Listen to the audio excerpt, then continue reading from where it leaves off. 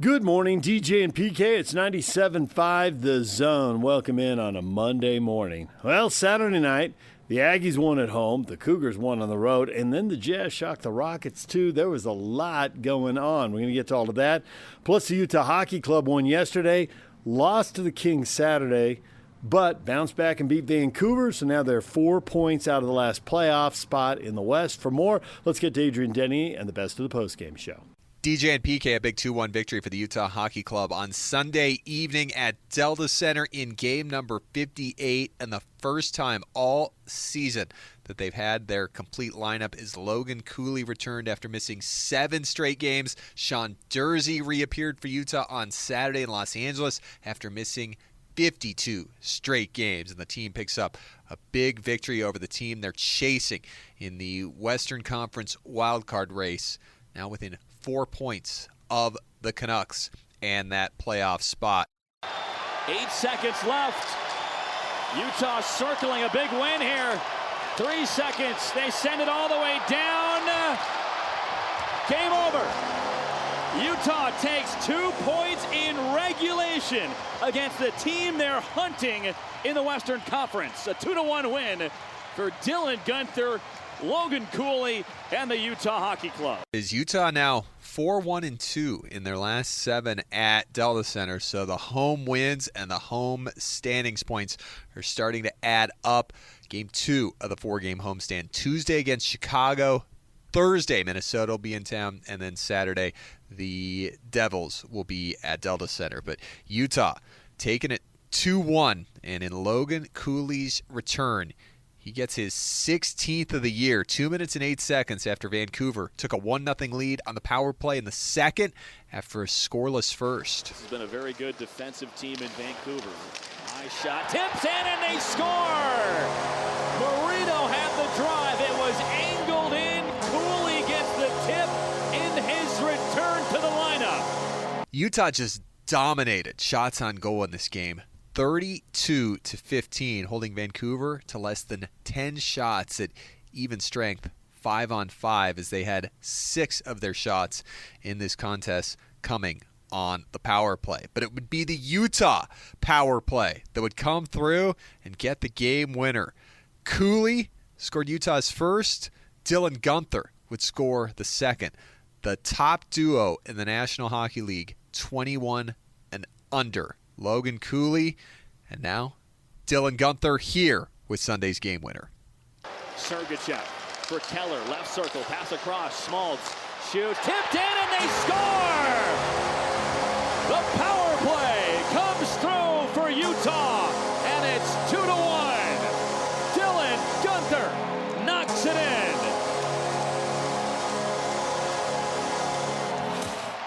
Captain Clayton Keller assisted on both Utah goals as he continues his career year, his 16th multiple-point game of the season, now up to 63 points in 57 games. Nick Schmaltz, on his 29th birthday, assisted on Utah's game-winning goal as well. He now has scored in all 4 games in the NHL that he's played on his birthday. Karel Vejmelka stops 14 of 15, 11th time this year. Utah's allowed a goal or less in a game. They have 10 wins in those contests. 7th time this year for Vejmelka allowing a single goal or less. So felt like a playoff game on the ice in Delta Center as usual.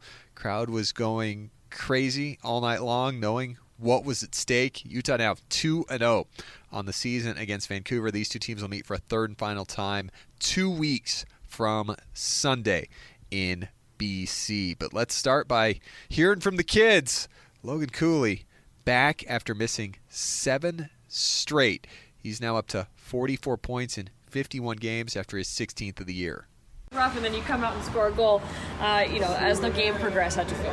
Yeah, pretty good. I mean, obviously it's a huge win for us, and big goal by Gunner there. But overall felt pretty decent. Wasn't the best, that's for sure. But feels it's good to be back out there, and like I said, good to win. How did this team seize the moment when the pressure, of the third period kind of got to a point? Obviously, you guys pull out with a 1-goal win. But how did you see your team rise to the occasion? Yeah, I mean, I feel like we have a lot of confident guys in this room, guys that want to be out there in big moments, and I think that's what gives us a chance to win each and every night is, guys want to win, guys want to do the right thing, and power play came up huge there, and that's what we needed for sure. How does it feel just having a fully healthy lineup? You back, Jersey back, Gunther, Marino, everyone? Yeah, it's awesome. Obviously you play so many games, it's tough to have a healthy lineup all the time, but obviously Durs has been unbelievable for us. He's such a vocal guy, he leads by example, and the team kind of rallies behind that.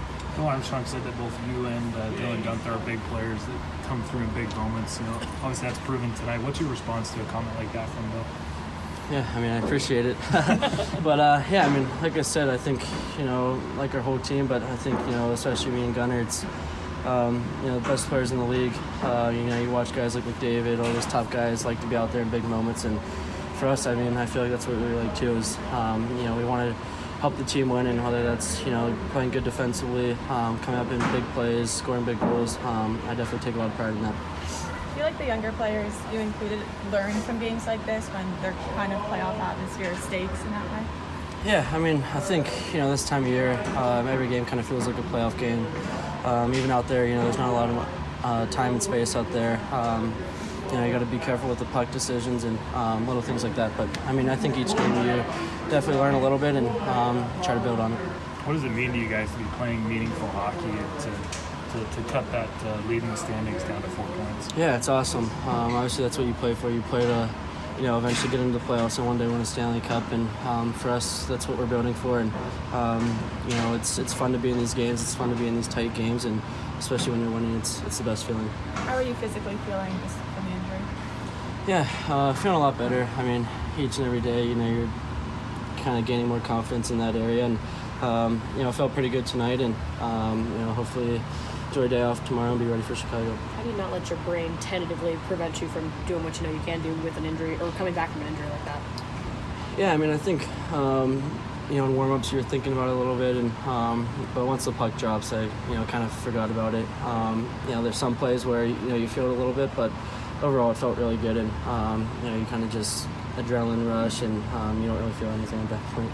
Let us know tomorrow. I will. Yeah, thank you guys. Utah is now 14-0-1 when Dylan Gunther scores a goal. Got his 21st standing net front on the power play on Sunday. His team leading 21st goal of the year for the 21-year-old who's on an 8-year contract that starts next year for the Utah Hockey Club. He's still on his 3-year entry-level deal. We heard from him after the game, too. This was a very physical game for obvious reasons. What kind of grit did your team display in this game today? Yeah, I think just stinginess, trying to make sure that we're staying above them, and we got caught a couple times too, so got a little lucky, and we can learn from some of those plays. The importance of starting this homestand on this kind of a foot, especially in the second game of back-to-back, what does that mean for the morale of this group?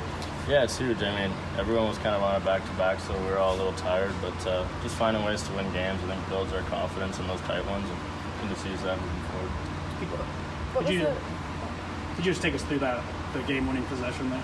Yeah, I thought the power play, we did a pretty good job on all three of the first. Just couldn't score, and then, just really nice play by Schmaltzy. I didn't even really see it, to be honest, but I was just kind of posted up there, and he made a nice pass. Do you give any credit for Hayton being on that other side of the goal, helping disrupt the Canucks defense there? Yeah, absolutely. That's a good point. I think he was screening the goalie, and the goalie can't see the pass, and he's in front, so he's a big part of that goal. What was the mindset the last 4 minutes just to shut them down when you had the 1-goal lead? Yeah, I think exactly that. I think when the goalies pulled, we've had a little bit of trouble. So that's something that we worked on over the break, and I thought that we did a pretty good job today. Phil Armstrong said that both you and Cooley are big-time players that come through in big-time moments. Obviously that was proven tonight. We're just curious, what's your response to hear something like that? Yeah, I think it feels good, especially coming from the upper management. But I think we just like playing. We have fun out there, and those are the fun games you want to play in, the close divisional games where the season's not on the line, but they're big games. So I thought our team played well. One of the first times this season you guys have a fully healthy lineup. Does that energize the room at all, just to know you have reinforcements throughout the lineup? Yeah, it's super exciting.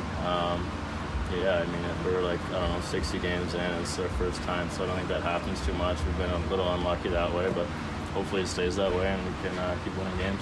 What does it say about Logan Cooley to miss a month and come back and get such a big goal and play the way that he did tonight? Yeah, huge. I mean, he's a gamer. He was working hard, over the break, over the time off, and making sure he was ready. So, just a really good player. I know you said the season wasn't on the line, but a pretty big game for the playoff picture here. Did you guys feel that?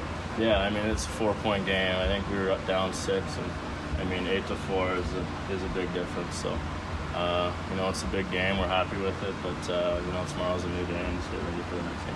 How often are you guys looking at the standings? Is this like a thing that you guys are really working towards, or is it just power on and see where I think it's more about us, but I mean, I'm looking for sure. I'm checking to see how other teams are doing, and as much as you want to say it's all about you, it's really not. I think we need a little bit of help, but do whatever we can to get the most points possible. Do you have that next Canucks game marked on your calendar? I think it's in March, but I like playing in that building too. It gets pretty loud in there, so it's always fun to play against Canadian markets and big passionate fan bases. There's obviously pressure with the race, but how much fun is it being in games like this? Not exactly playoff games, but meaningful games for your team. Yeah, it's great. I mean, this is kind of where you want to be as a player. This is, why you work hard to play in moments like this. So I think it'll help us not just this year, but as we continue to get a little bit older as a team, just getting that exposure is huge. How much different does it feel this year compared to last year at the same time of year? It's different. I wasn't up the whole year last year, so I was kind of just fighting for a spot every day. But it's exciting. I think every year since I've kind of been drafted here, we've taken a step and gotten a little bit better. And I think now we're trying to build towards making the playoffs. So just try to keep on that trend. It was a contest that was tied for 51 minutes and 59 seconds. Utah trailed 1-0 for 2 minutes and 8 seconds and led for the final 5 minutes and 53 seconds in the contest. And Utah doesn't go away when they fall behind. 9 of their last 12 wins have been in come-from-behind fashion. Let's hear from head coach Andre Cherney. We got him after this 2-1 victory over Vancouver, a Canucks team that had been 6-2-1 in their last 9, allowing less than 2 goals a game. Entertaining?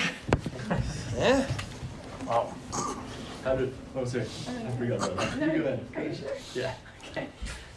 Coaches, how did you feel about the last 5 minutes of the third, team holding the lead and shutting it down? I think we did a good job. I think there's always a thing you can do a little bit better, but I like our mindset. I like our composure, our compete level, our urgency. So I like a lot of stuff. I'm happy. So the 2 young guys, the 21-year-old and the 20-year-old, are the goal scorers there. Yeah. Does it feel like they're starting to take the reins of this team and make it their own?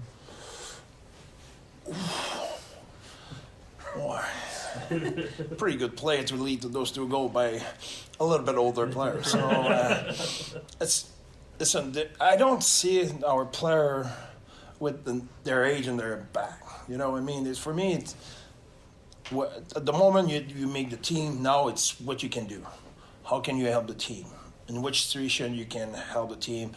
How can you perform on a consistent basis and stuff like that? So I understand the fact they're young, but they're a good player as well. I think there's Coles did not play a long time, come back, he get that touch, good for him.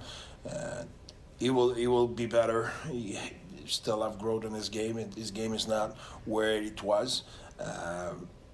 Gunner's playing solid in the hockey. He's playing 5-on-5 defensively, offensively. Get on the forecheck. He's playing good. That line is playing really good hockey. So, yeah, I'm happy about. Okay, I'm excited about the 21 years old, but how old is 8? Don't know how old he is, but does he play hockey? He's solid. You know what I mean? He's rock solid. So, I think there's a good team on the other side who they knew how important was that game. And we arrived and we played solid. And in the tough schedule, back-to-back, and so on and so forth. Same thing for them as well. But I'm happy about that game. What do you think made the defense so stifling tonight? I think it's effort of everybody. normally when you have that kind of a defensive performance, it's because you play as well, really good offensively. You possess the puck, you put the opponent on their heels. I cannot say that about the way we play offensively today. I think we didn't have our execution. We didn't generate as much speed as we do lately.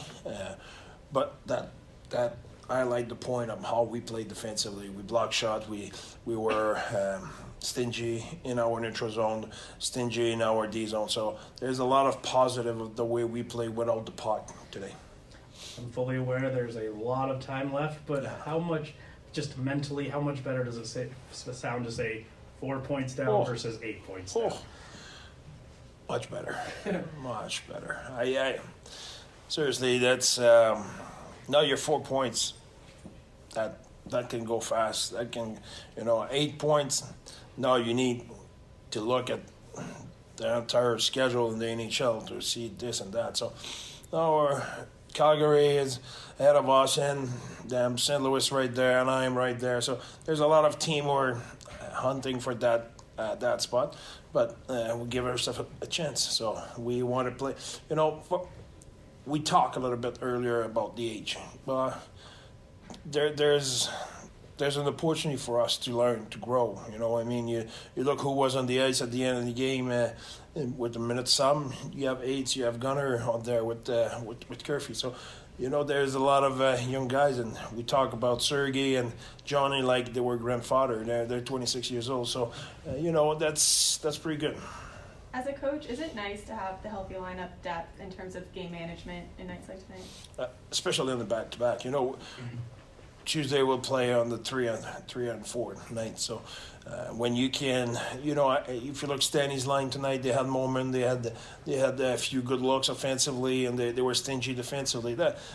That changed everything, because now you can put them there in the regular base, and they give you quality ice time. It's not just to rest the other guy. They can break the game. They can make the difference. So depth is so important. On the broadcast tonight, we talked a little bit about how pressure is a privilege, especially towards the end of that game. We've seen this happen before where the pressure's too much, but today it seemed like that wasn't the case. Yeah, exactly. I think it's when you're a young team, it's like with your kids, it grows so fast. It's our team is growing, learning. Unfortunately, growth as a human being or as a team come with mistake. If you make mistake, you learn from your mistake. Mistake is a good teacher. Unfortunately, as a coach, you will like to skip that part, but it's just the way it is. So I think you see growth in our team. You see our guys getting better, more comfortable in those tough situations. So that's true. What was your opinion on the penalties tonight? Just kind of discipline and whatnot. Yeah, we played a really good game. I'm happy about the way we played.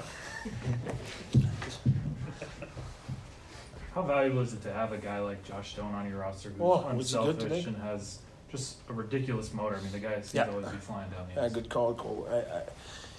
His stick, his forecheck, his pace, his energy tonight, he was really good. At the end of the game, I was debating to put him on the ice in that last minute, put some veteran instead, but he played a really solid game, was one of our better players today. Thanks, Coach. Thanks, everyone.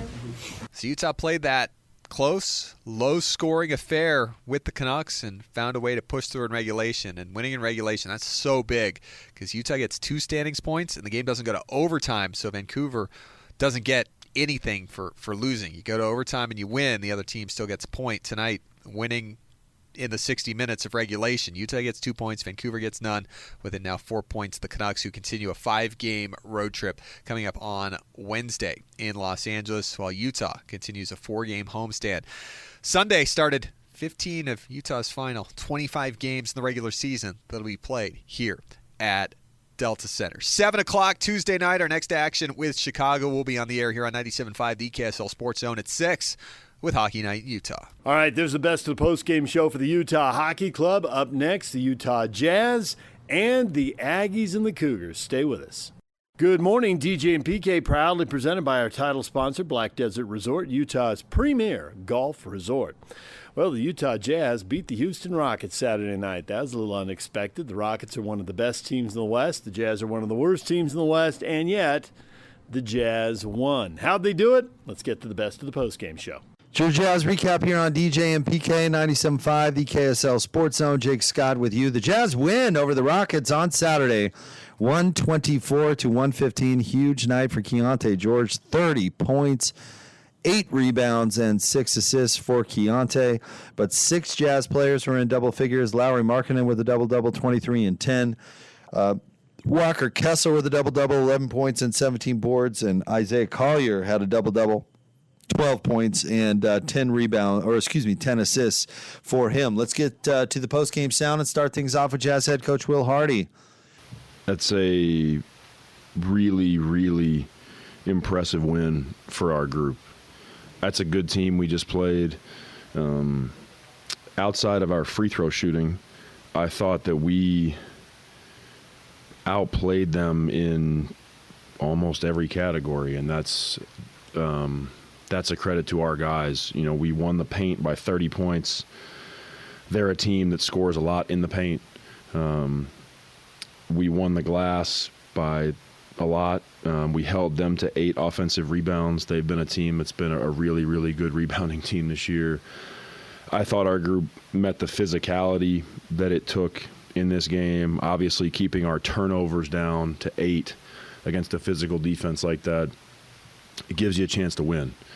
And I'm just proud of the guys, because another night where we have different lineups, 6 guys in double figures. I thought a lot of people made big plays. If you look at that stretch in the fourth quarter, all the guys that are on the court, I mean, Keontae obviously had an exceptional game, but I thought Zay made some big plays. I thought Cody had some really, really good moments. I thought his defense on Jalen Green in the fourth quarter was good. I thought, that drive he had middle to get the layup was a big play for us. I thought Flip was solid. Walker controlled the backboard for the majority of the game. Guys like KJ who are new, like his physicality and athleticism really stood out tonight. I mean, I could go through every guy, but that's the second night of a back-to-back after losing last night, to come out and play the way they did. It just shows the character of the people in the locker room. I thought our fans were great tonight. It's amazing the support that we get night to night, and I think our guys feel that. I think they know and we know that the fans are in it with us, and was happy to get the win for them. So I want the guys to enjoy a day off tomorrow, and we'll be back to work on Monday. There are nights when the youthful inexperience has hurt you, right? But this was kind of proof of concept a little bit. I wish you guys pull out this win and played well. As you and the coach, are those nights gratifying? Are they kind of, what are your emotions when it does come together on a night like this, and does it give you hope for the future? Of course. The petty part of me is my first reaction is told you so. To everybody who talks shit all year. It's these guys are young and they're getting better and they're working really hard, and I have the utmost belief in them. I have the utmost belief in what we're doing. I have, I'm there every day. You guys are there every day. Like, you see the way these guys conduct themselves. You see the attitude and the spirit of the team every day. Like, I don't, outside of a couple of tough moments, I've never felt like, oh man, the guys are like in the tank and what are we going to do? But yeah, it is gratifying because I want that for them. Like, I want them to have nights where their work really shows, and all of the things they're doing to work on late game situations, all the things they're doing to deal with the learning moments on tough nights. Like, they face it. They come in the next day, they watch the film, they go through practice, they don't make excuses, they face what happened, and they just try to get better. And so to do it tonight on the second night of a back-to-back, and to do it against a good team, it does make you feel good. I'm proud of them, and I want them to enjoy it, and then we get back to work. You mentioned the Utes being the two parts of it that I kind of want to talk about specifically.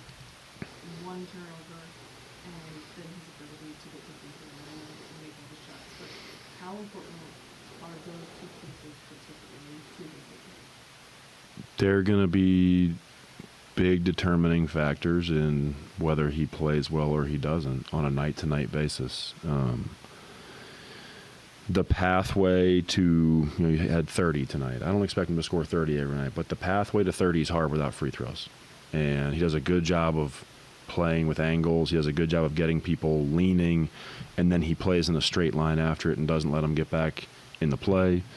But he and Isaiah, they are both young decision makers, and their ability to have nights where they take care of the ball collectively impacts our team in a massive way. It's not that they're the only ones that can have a turnover. We play a style where a lot of people touch the ball, but they're the two primary decision makers for us, and they know that, and they take that responsibility seriously. So to have a night where Keontae has one turnover, but also where they have 4 between the two of them, like, that's a really good number, because they turned in 16 assists. And so I'm really happy for Key, but I'm happy for he and Isaiah, like, as a young, tandem. They're both managing the decision making together, and it's nice to see a night where they really did a good job taking care of the ball. After the Astro break, kind of said that going and rubbing shoulders with all those guys really kind of opened his eyes a little bit of what he needed to do. Have you, I guess, how is that going to be helpful to him this weekend to have that experience? It's invaluable because you can talk about it all you want.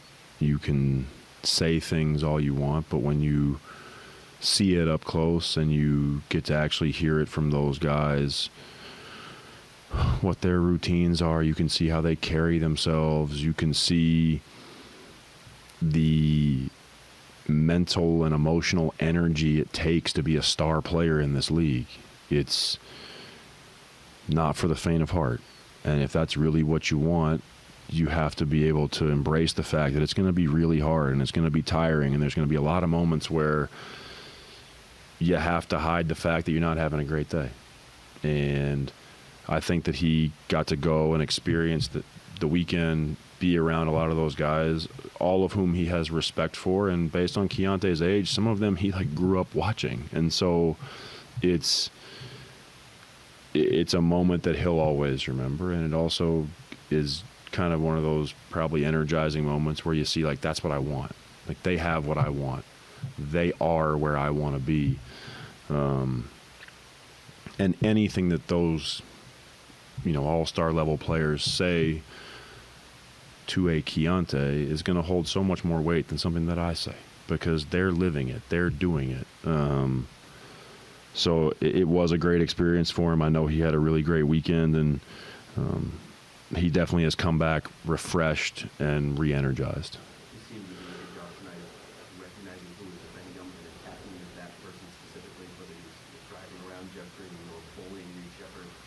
Is that just going through the batting order a few times, recognizing who's defending you, or you have a report to run this? How you do it? I think it's been worked on. It's been talked about, but that's Keontae becoming more comfortable and more aware. I think sometimes in the NBA, the reality is they can score on anyone. The guys are all that talented offensively. But understanding which matchups may be more favorable, and then when I get those matchups, what is my advantage? Like you're saying, maybe versus Jeff Green, his advantage is the speed. Versus Reed Sheppard, the advantage may be his physicality. But you could go through any player and you say, who am I, who are they, and you assess those things, and I think Keontae is getting better. That's a part of decision making, because there's also the moments where you have to have the humility to say, I have a matchup where I think I could score, but he has a better matchup, and I've got to get the ball over there. And that's that's when you're really, I mean, I use the phrase with you guys a lot, thinking as a group. Like, that's when you're really thinking as a group about where is the best matchup for us to get the highest quality look for our team.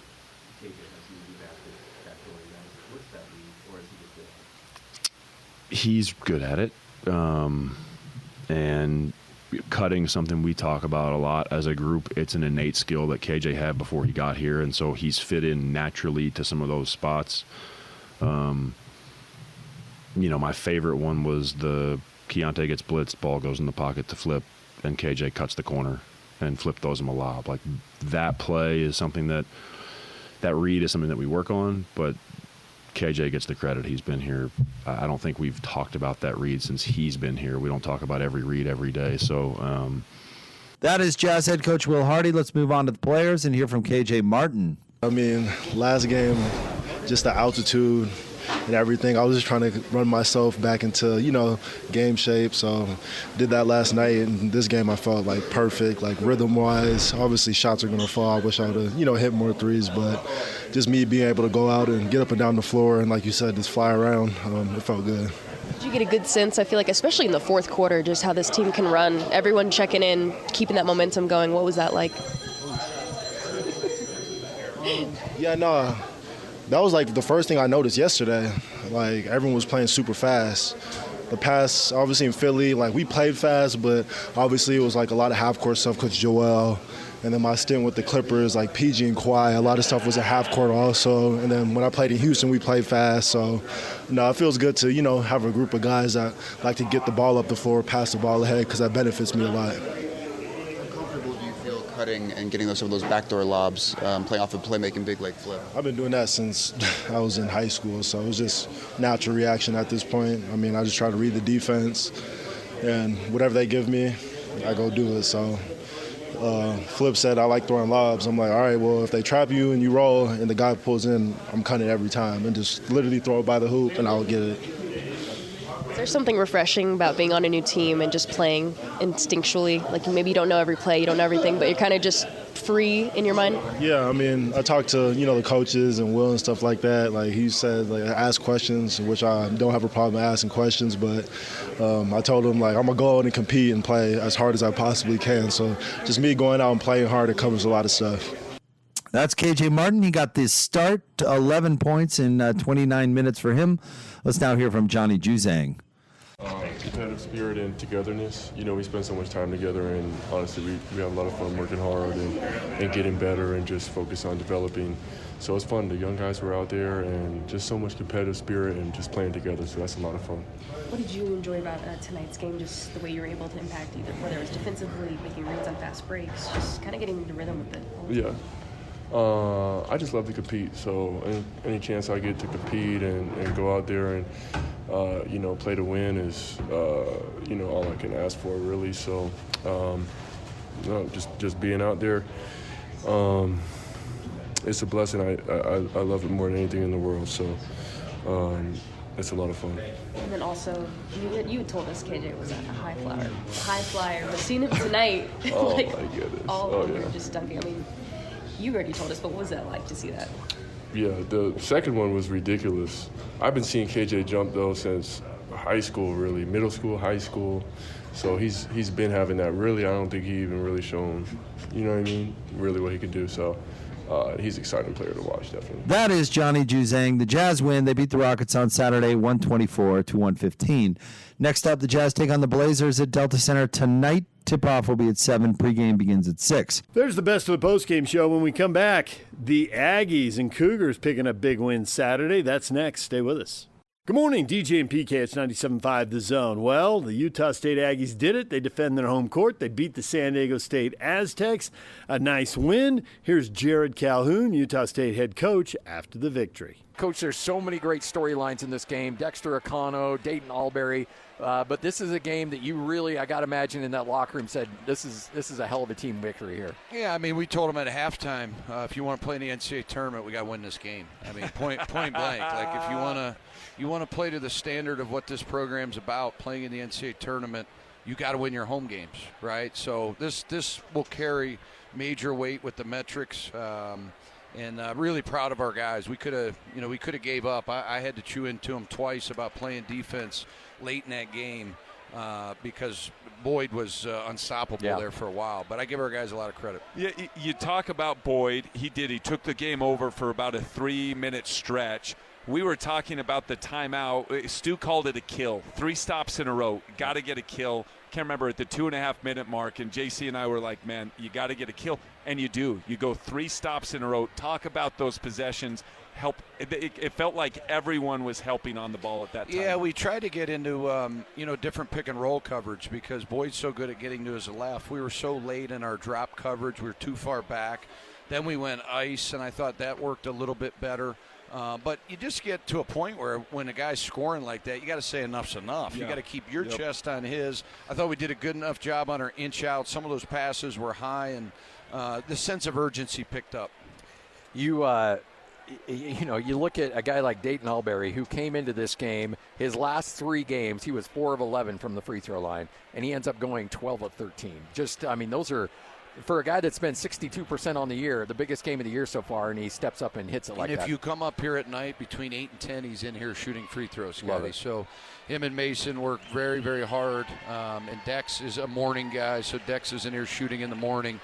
You know, it's amazing, JC, the guys at work end up making the shots, right? And you're the all-time leading scorer, so you would understand what hard work means. Yeah, it's crazy how those things translate, little extra reps and stuff like that. I get asked a lot of times by a lot of parents, a lot of young people, hey, how do my kids get better at shooting free throws? It's time in the gym, repetition, and awesome to see the results of that hard work for Alberry. And then, Akano, talk about him a little bit. 9 for 12, 7 for 9 from 3. Like he was your offensive spurt there for much of the game. You know what he is, JC? He's just a guy that's he just does everything right, man. He's like a guy that you would love for your daughters to marry. He's like in that false love mode where he brings it every day. He doesn't have many bad days. He's a morning guy. His mom, Mercy, is wonderful. I hope she's here. Raised him, single mom. She's a nurse. And just a great kid. I mean, their assistant asked me before, because they recruited him too. It actually came down to us and them. And, when Aduje went into the portal at the 11th hour and, demanded what he wanted, woke us up in the middle of the night in our Airbnb. We had to get to plan B quick. And Dexter Akana was that guy because we told him no, we were not going to take him. And I love the trade. I think the trade's been pretty good. Oh, great trade. Dexter traditionally has been, hey, spot up, open shooting. Tonight it felt like you were running more action for him. I mean, once you saw that and he was seeking it out, at what point did you say, okay, let's keep riding this horse? Yeah, Mace could just really never get going. It was almost like he had the yips a little bit, like he was open, but then, you can drive it. But, to me, it's like he passed up a couple early transition. On this one. Like the one mores. You got to let those things ride, and he didn't. And they kind of got, clunky with his offense. So I was like, we got to get Dex shots. And Tuck missed a ton of shots, too. I mean, I don't know how many more open shots we can get him. He's wide open every possession. Huevos on your part, end of the first half, to run the wheel play for him. Yeah. But then what was great, and you love to see it for the kid, is Drake in transition, passing ahead, and then knocking it down. That was a big shot. Yeah, I thought we should have been up 12 or 14. I mean, like, we scored 79. We should have had 90. And on these guys, that's incredible because, they guard. Yeah, we talked about those guys. We kind of skipped over Ian Martinez, who ends up having a great game. 18 points, 4 for 9, 3 for 6 from 3, 7 for 7 from the line. Like, ends up 3 assists, 4 rebounds. Ends up having a really great game. Made some big shots, big transition. You guys ran a little pin down for him where he came off and hit a big 3 with a guy in his face. Yeah, you're 100% right, JC. It's like we just expect that from him. Yeah, I hate to say that anymore, but he gets 17, 18 a night. First time in his career he's ever been a positive assist to turnover ratio guy. I'm really proud of him of that. I thought he rebounded well. But Mason, he made a huge play, stole the ball. Yeah. He had 9 rebounds. So a guy that has an off night, he figures it out with some defense, some toughness. Gadaretsky gets 6 rebounds. As a team, guys, we out-rebound them by 8. They're massive. I mean, huge. Their roster's $2.4 million in the size that these guys have, triple our NIL budget. You know what I mean, JC? So it's even more rewarding when you beat those teams. I love it. Absolutely. No, I walked in the gym, and when I sat down, I kind of looked at Spencer. I go, "God, did we play? We played against guys like this? Like they just seem so big, so athletic." Coach, I told them they wear smalls. We were wearing XL, so it looked baggy. You couldn't see the definition, but they all wear small jerseys, but they are really big. And speaking of big, so Aubin had his struggles in certain areas, but huge job on the boards on keeping it alive. There were numerous balls, and Dexter's layup with a few minutes to go, it all came because Aubin came and just kept the ball alive. No, you're right, Spence, and those are plays that don't come into play. But, JC, I got to tell you this before I go up. So, Steve McLean, I talked to Steve the other day, and I had to bust his chops about not recruiting you. He claims that he did. I said, JC and I become pretty close. Yeah. And he said you did not recruit. He said he did, but I don't know. Look, to be perfectly honest, Wyoming, this is what I would love to just go to lunch with the guy. I would, because we never. I met one time. I had one conversation with him. Really? That was I went to Laramie, sat, watched the game. They brought me in the locker room, talked to me. That was the only conversation I had with the guy. So I was a Wyoming guy. It was one more phone call, and I would have been at Wyoming. Dude, a lot of I'll be honest. Worked out well for the egg. It worked out well for the egg. But I busted his chops the other day. He called me about something else. I would love to talk to him. A lot of dudes have gotten fired because of this guy. In all seriousness, down south, school not named of, assistant coaches got fired because it happens all the time, though. No, I know. They miss it. You hear all the stories of how guys Joe were going. Mazzulla and I joke about this one. So Haywood Highsmith, his father played at Fairmont State, was in our Hall of Fame. He lived in Fairmont, West Virginia. We did not recruit his son. He plays in the NBA. Went to the school in our league and became a two-time All-American. So every time the Miami Heat play the Celtics, he texts me. He says, "Haywood Highsmith." Well, they hit on JC, but there's a Damian Lillard story that's floating around somewhere. Yeah, that's a good one too. There's so many misses and. Were you on the so broadcast tonight, Jason? Yeah. He was here. It was awesome. He was kind enough to invite me. He was like, Connor hits number 7. He's like, okay, now let's calm it down a little bit. We got my record's 10. We don't need what is the record? 11. 10. They'll probably ask me about. Then he got his 4th foul, and I was like, well, there it goes. So you gotta look. You're better. More opportunities on the court than off the court. Here's Utah State head coach Jared Calhoun. Now let's get to the Cougars. They pick up the win at Arizona. Big win over a really good team. That is a great win for the Cougars. Later this morning we can talk about whether the call was good or not. Well, whatever. They got it. They made the free throws. They won the game. Here's more with Kevin Young, the head coach, Richie Saunders, and Cannon Catchings as well. Hats off to Arizona. It's a heck of a basketball game. They're really good. Tommy's a really good coach, as I've learned this landscape. He knows what he's doing. He's very sharp. And they're a good team, and Caleb's he's a gamer. And he made plays when they needed him to. Luckily, we were able to make enough of our own. Richie was incredible, make those 2 huge free throws. But, in a game like that, it was just felt like whoever was going to kind of get the last stop was going to win. And, we did some things better in the second half, particularly less turnovers. As physical as they are, for us to go +4 on second chance points when we're undersized against their size, I thought that just really spoke to our toughness in that game, and that's ultimately what won it, was just sheer toughness. So with that, I'll open it up.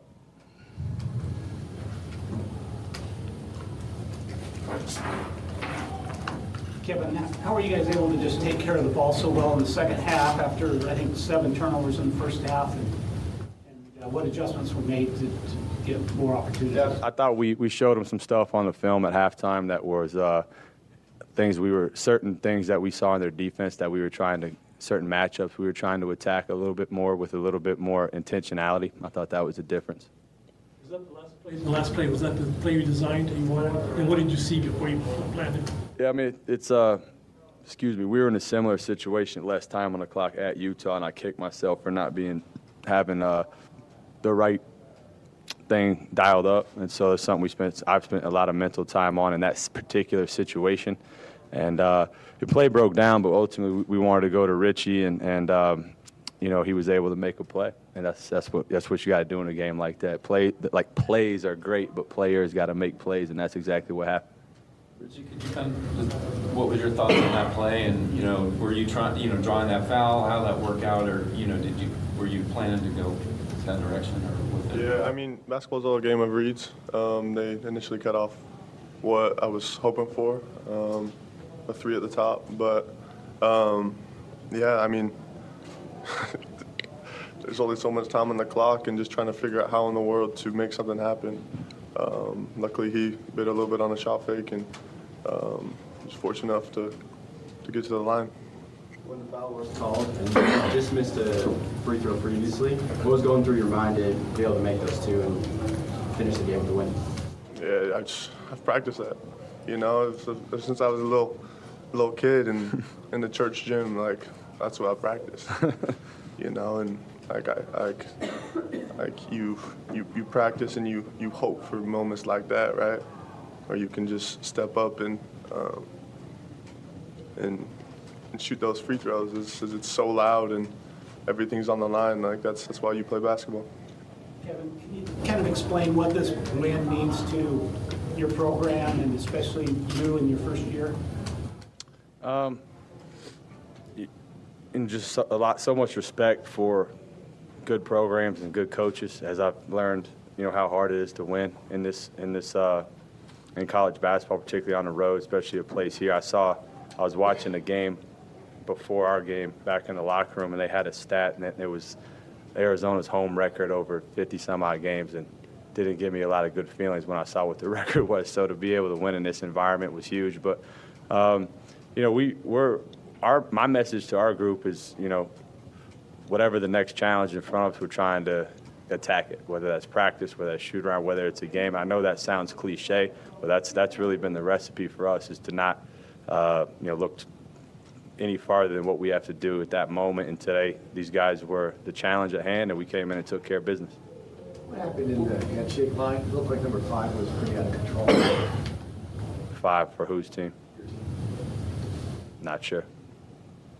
I honestly, I'd have to see it on the film. Like, there's a lot going on in that. I think it's, at the end of the day, I think it's just two really competitive groups in a hostile environment, and sometimes that happens. But we're not trying to start anything, so I'll have to just see what happened on the film and address it with our team.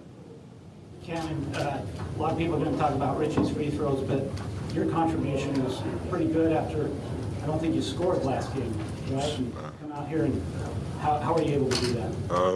Just have a next game, next play mentality, really. You can't dwell on what happens in the past. All you can do is change what's going to happen in the future. You've had a couple games where it seems like you can't really miss. You just are super efficient. Do you know going into games like that you're going to have a night like that, or does it just kind of happen? I'd say after about, second shot, maybe, yeah. I'll chime in on that real quickly. He with his size and his high release, I tell him all the time, you're either going to make it or miss it. The defense has nothing to do with it. And so when he's aggressive looking for his shot, he really changes the game for us. I'm honestly really proud of Cannon. His road's been up and down, and I quite frankly have given him a short leash of late, and he's been able to accept it and show up and continue to work. And I've said this from day one with Cannon, when he's playing at that type of level, our ceiling is a lot different. Richie and Cannon, do you guys feel like a different team? Just a few weeks ago, a different game with Arizona. What was the key, or is it just more confidence, toughness with your bunch, or what's the difference? Yeah, we learn, right?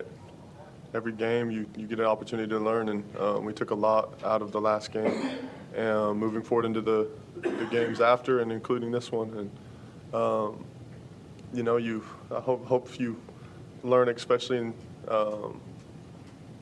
just by losing, right? As hard as that is, but it's just all learning. Any other questions? Yep, go ahead. Coach, any initial expectations for ASU? It feels like ages ago since we played them. They were our Big 12 opener. So, in this league, man, every game feels like it's a dogfight. I know they've been on the short end of some of those, where they're, have had a couple of losses and so forth. But, they're a team that's going to be hungry. They've got talent, Coach Hurley does a good job, and we'll have to decompress from this for sure. But I think for me, it's not okay. Hey, you beat them by a big margin in the first game. We learned that from Cincinnati. We took care of Cincinnati really well, and they smacked us when we went to their place. So we'll have to just approach it with the mentality of it's a new game and see how put the game plan together and give it our best shot. Coach, since the West Virginia game, your level of physicality has gone up a notch, it seems like. What would you attribute that to? Our team just learning, I think even though these guys were in the Big 12 last year, it was 1 year. It was my first year in it. And I think for me, I won't speak for the players on this, for me early on in Big 12 play, it's just officiated so differently. And I'm not crying or knocking the official. It's just what it is. And I'm not saying it's good or bad. It's just totally different than what I was coming in from. I've said this before. I think players would foul out in the first quarter if the NBA was ref like this. And I had to adjust. Our messaging had to adjust to our players. Some of our tactical stuff offensively, we had to adjust to play with more physicality on offense. And so I think it's just been a lot of learning, honestly, and then the guys stepping up to the plate. And, this guy's battling the 7'2" guy down there, however tall Baysar is. You know what I mean? And so we just have to learn, and our guys have been able to put it in play. All right, there are the Cougars after the win. When we come back, what is trending? The headlines are next. It's time to get your morning started with the news you need to know. News update. This is what's trending with DJ and PK. Hashtag Utah Jazz. The petty part of me is my first reaction is told you so to everybody who talked all year. These guys are young and they're getting better and they're working really hard. I have the utmost belief in them. I have the utmost belief in what we're doing. I want them to have nights where their work really shows. There's the head coach, Will Hardy, after the Utah Jazz beat the Houston Rockets 124-115. We've talked about PK, how Keontae George usually has a couple nights a month where he can't miss, and there was a night where he could not miss. 30 points and powers the Jazz to a win. Yeah, I had them winning that game. Houston played the night before and had to fly in from Houston. That's a long flight. And not taking nothing away from George, because it's great to see that was the one that I figured that they would be able to win that game under the circumstances. And there are several winnable games coming up. Still a long portion of this homestand stretching out in front of them. Portland will be at the Delta Center for a game tonight. Tip-off set for 7 o'clock. Pregame with Jake Scott and Tim Lacombe at 6:30. DJ and PK. Hashtag NBA. Long rebound. Strus got it. Underneath Mobley. Pow with two hands. They've been doing it all night, Tim. Lobs it down to Butler. Checked by Irving. Butler holds that right foot pivot. Puts the ball on the floor. Spins. A little fadeaway. Just too big. And he shows the too big sign there as he goes back up the floor. Lillard's got it with 8 to shoot. Bleeding that clock down. They can get a bucket here. We'll go a long ways. Nice move. Lillard slithers his way inside and lays it off the window and in. Dub deep in the backcourt. 2 seconds. Crossing the timeline with 1. Fires a 40-footer at the buzzer. He got it! Cha-ching! A Thunder money ball. Wow! Dub against the double team. Makes it a 2-point game at the break. Highlights from around the NBA, the game that matters most to the Jazz fans out there. The Pelicans beat the Spurs with no Wembanyama, expecting San Antonio to lose a lot, and they lost convincingly to the Pelicans, 114-96. That is win number 14 for the Pelicans. Like the Jazz and the Hornets on 14 wins, so the Jazz, although they won, PK, did not fall, I don't know, behind, behind, make whatever joke you want. They're all sitting on 14 wins now, all three of those teams. I don't think it's a joke. I think it's serious stuff. With Big Vic down, that's going to help the opponents now. I don't know if the Jazz play the Spurs. Nope. So, Jazz played the Spurs like 4 times in 2 months to open the season, and they are done with them. How'd you know that? Because I remember they played them 4 times. It was just like nonstop. Hey, look, it's the Spurs again. I knew that. No, DJ's right. They had us run in like 4 times, like 1 month they played. It felt like every other game was the Spurs. I couldn't recall one game they played. That's the one thing I do remember this season. They played nothing, all like nothing. I have zero memory. And when Wembanyama got hurt, I double checked. Okay, there you go. So there's that. You heard Lillard in there with a big bucket. The Bucks beat the Heat 120-113. Oh, that's a big game. Thanks for sharing. Cleveland's got the best record in the East and doesn't seem to be flinching. They keep winning. They beat the Grizzlies 129-123. And the Celtics won 9 out of 10. They beat the Knicks 118-105. I would love to see a Cleveland OKC finals. That's the best in the East to the best in the West, and it'd be brand new. That'd be another champion. They says, what is it, 6 champs in 6 years? That would be 7 in 7 years. I have no idea about that. I would just like to see on through. Teams play that I like to watch play. That other stuff that just doesn't mean anything to me. I don't even think about that. Put that in my brain. I just like to see good teams play. Philadelphia 76ers and star big man Joel Embiid are set to consult doctors and consider their options about his ailing left knee that's limited him to playing just 19 games so far this season. Dr. James and Dr. Kinahan watching him limp around on the floor. Don't you assume they're going to shut him down? We're going to consult with doctors. I haven't seen him play in a good while, but it seems like he's been hurt for most of his NBA run. It's unfortunate. It's the way it goes. Spurs coach Greg Popovich will not return to the sidelines this season. His future as the franchise's head coach in question as he continues to recover from a mild stroke suffered in November. And the Warriors retired Andre Iguodala's number 9 jersey, the former NBA Finals MVP. 7th Warrior to have his jersey retired. He helped the club win 4 NBA titles. DJ and PK. Hashtag college basketball. So much respect for good programs and good coaches, as I've learned, how hard it is to win in college basketball, particularly on the road, especially a place here. I saw Arizona's home record over 50-some-odd games and didn't give me a lot of good feelings when I saw what the record was. So to be able to win in this environment was huge. But my message to our group is whatever the next challenge in front of us, we're trying to attack it, whether that's practice, whether that's shoot around, whether it's a game. I know that sounds cliche, but that's really been the recipe for us, is to not look any farther than what we have to do at that moment. And today, these guys were the challenge at hand, and we came in and took care of business. BYU, 96-95 winners over Arizona. They pick up their 4th road win of the year, improved to 4-5 on the road, 19-8 on the season, and they're sitting all alone in 5th place in the Big 12. A huge win for a BYU team that had already lost to Arizona at home and fairly recently, and it didn't matter. They got the win. It did not matter. No. How impressed are you by the Cougars? No, they're right where they need to be, man. They're rolling pretty good. It's looking very nice for them.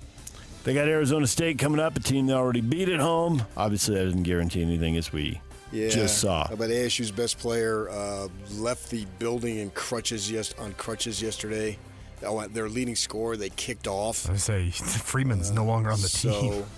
But the guy he's too young to be on mock drafts this year, but he's a top 10 pick next year in most draft mocks, I should say. And so maybe he can have a miraculous recovery. He's missed a bunch of games with an ankle injury already, so I wouldn't think they'd have any trouble there. And then they got Iowa State and obviously Utah. And, they're looking good to get in the tournament, and that's what it's about. ASU beat Kansas State to snap a 6-game losing streak on Sunday, 66-54. You mentioned Utah. Utah came up short. They were down 10 with less than 5 minutes to go and rallied to tie the game with UCF. In the final minute, PK, those were 2 poor defensive performances there as they gave up 2 point-blank shots. The driving layup with 7 seconds to go beats them, and then they messed up the inbounds pass and never even get up court with a chance. I don't know how that did that. I watched that, and I still can't understand what happened on that inbounds pass. Take the eyes off the ball, and it bangs off the hands out of bounds as near as I can figure, because it didn't have anything to do with the defenders. They were all racing back down court. No one was pressing. Right. I had to ask myself, did I just see that? See that? Yeah. That was bizarre. That was so freaking weird. Utah State beats San Diego State 79-71. The Aggies getting the win at home. They're playing the 3rd, 4th, and 5th place teams in the league here all in a row. The next 2 will be on the road at Boise State and CSU. But at home, they beat the Aztecs and sweep 2 games from them. So that's a nice win to put in the bank before tourney time. And they remain in 2nd place with that victory. Fresno State had 2 players suspended and removed from the roster amidst reports that they are under investigation for wagering on their own games and performances in those contests. How long before you think players learn they're tracking all of this stuff, we're probably not getting away with it.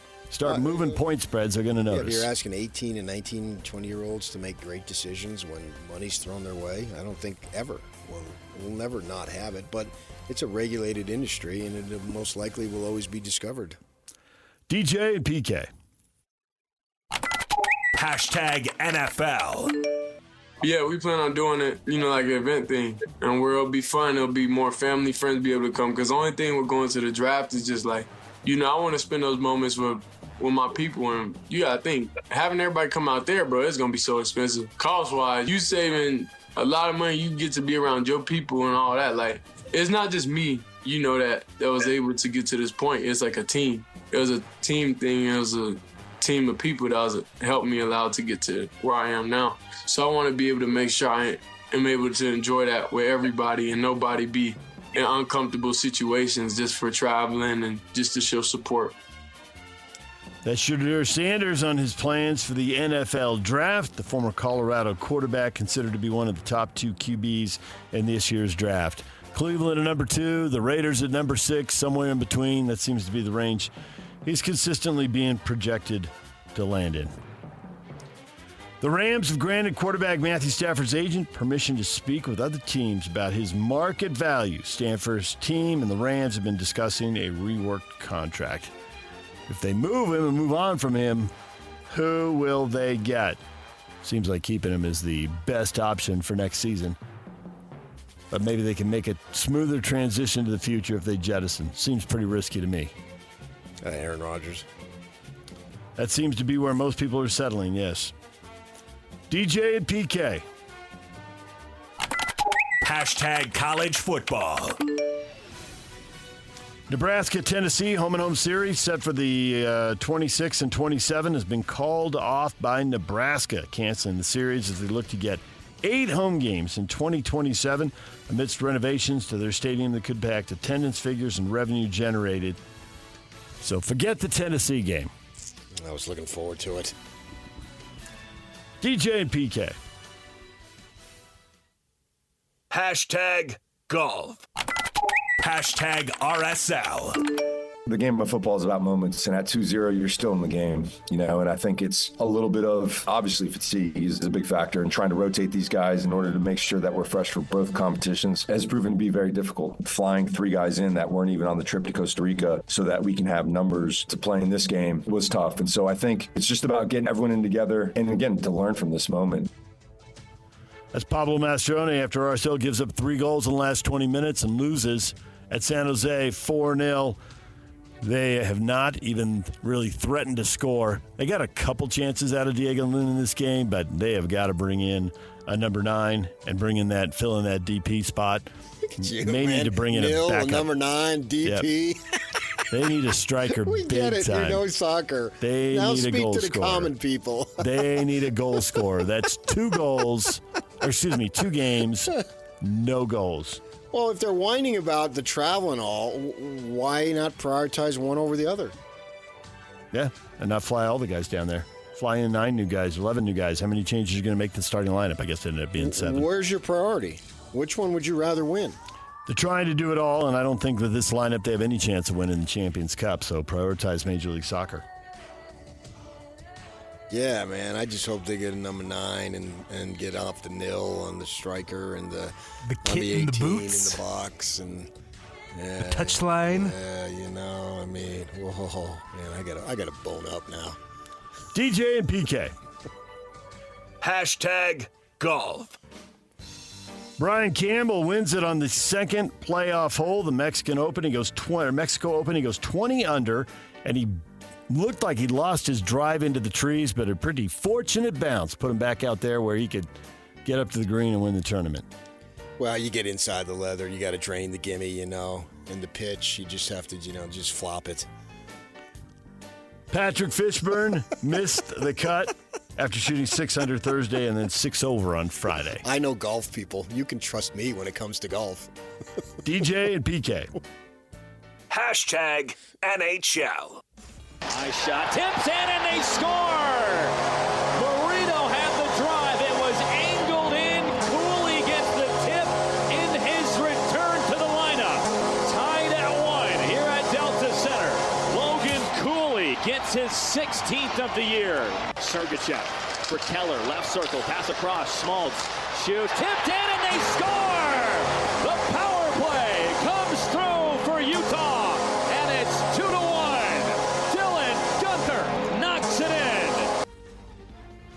Dylan Gunther's 21st goal of the year on the power play with 6 minutes to go is the game winner as Utah beats Vancouver 2-1. They pick up 2 points in the playoff race. They're 4 points behind Vancouver. Vancouver's 8th in the West. They've got the last playoff spot. Utah moves up to 10th spot. They are right there. Had to grind that one out, PK. Logan Cooley with his 16th goal of the year there to tie it up 1-1 in the second. And then they win it.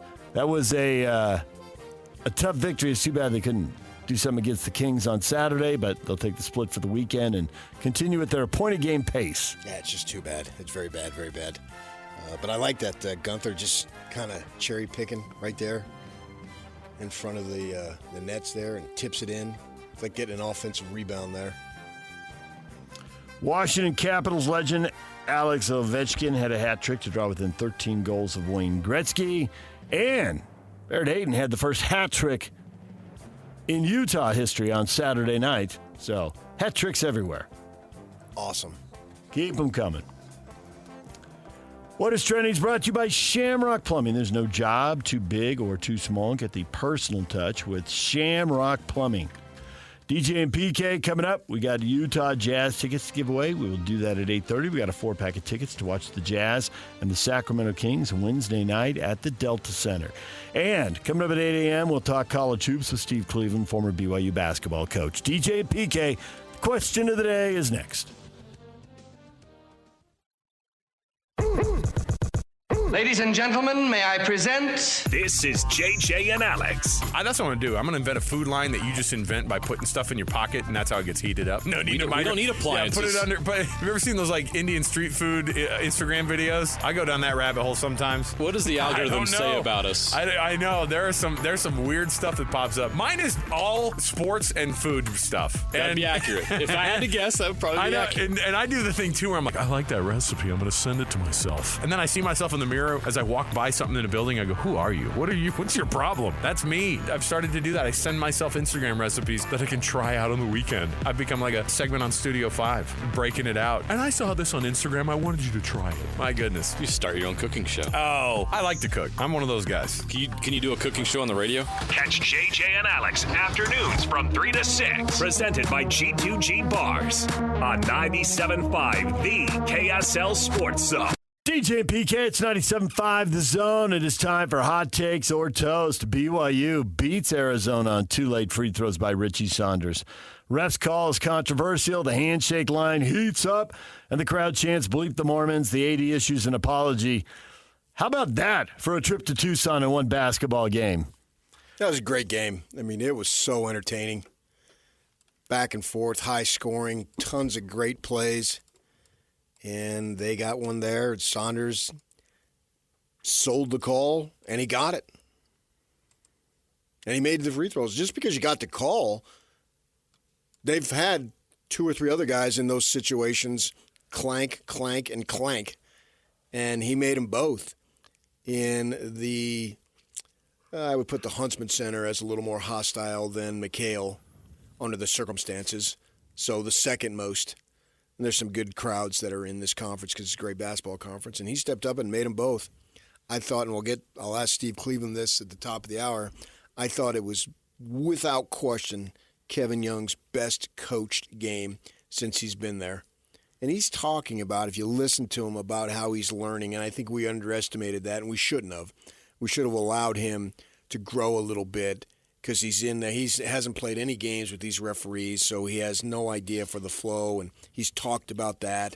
But his substitutions, like Agor, I don't know, with about 3-4 minutes to go, puts up a horrible shot, maybe 5 minutes, boom, he takes him out.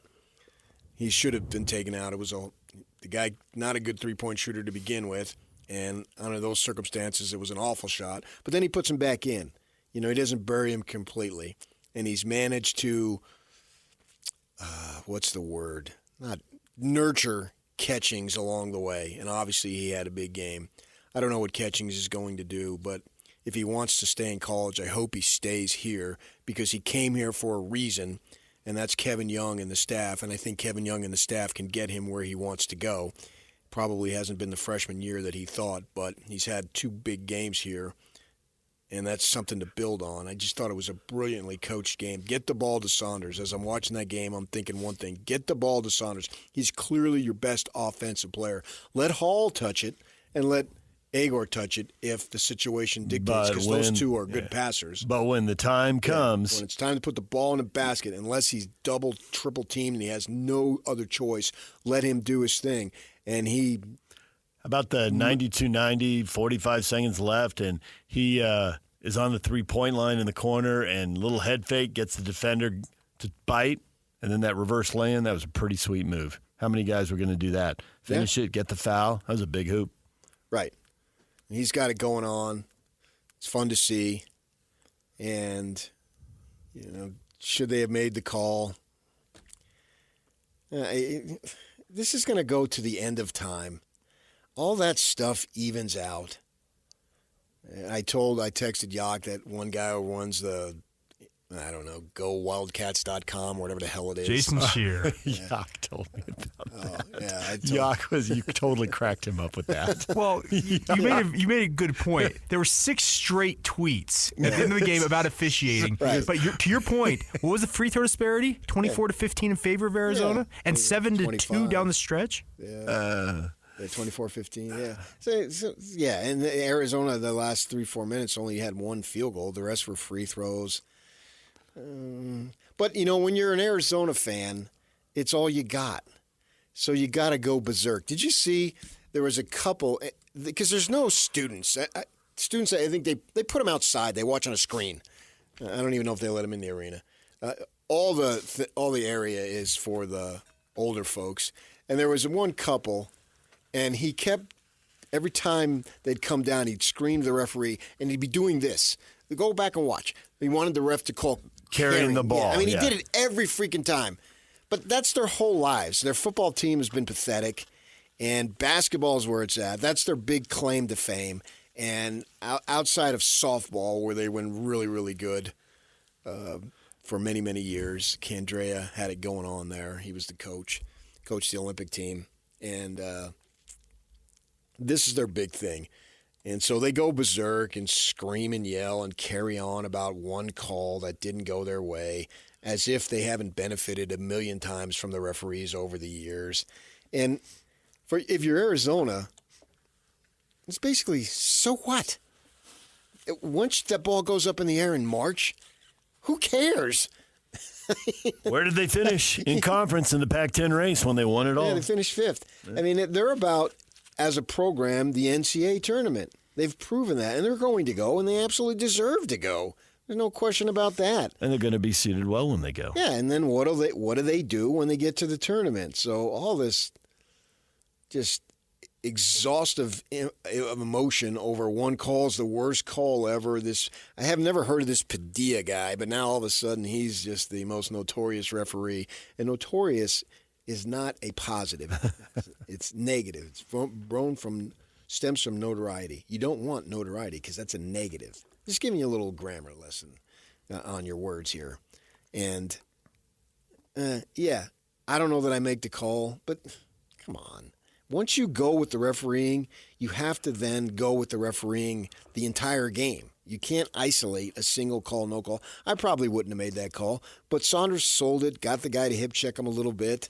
And then he's got to make the free throws, too. Just because he gets fouled doesn't mean that the free throws, arguably the most pressure free throws he's ever taken in his life, are going to go in. We've seen plenty of big free throws missed. Yes, and he made them both.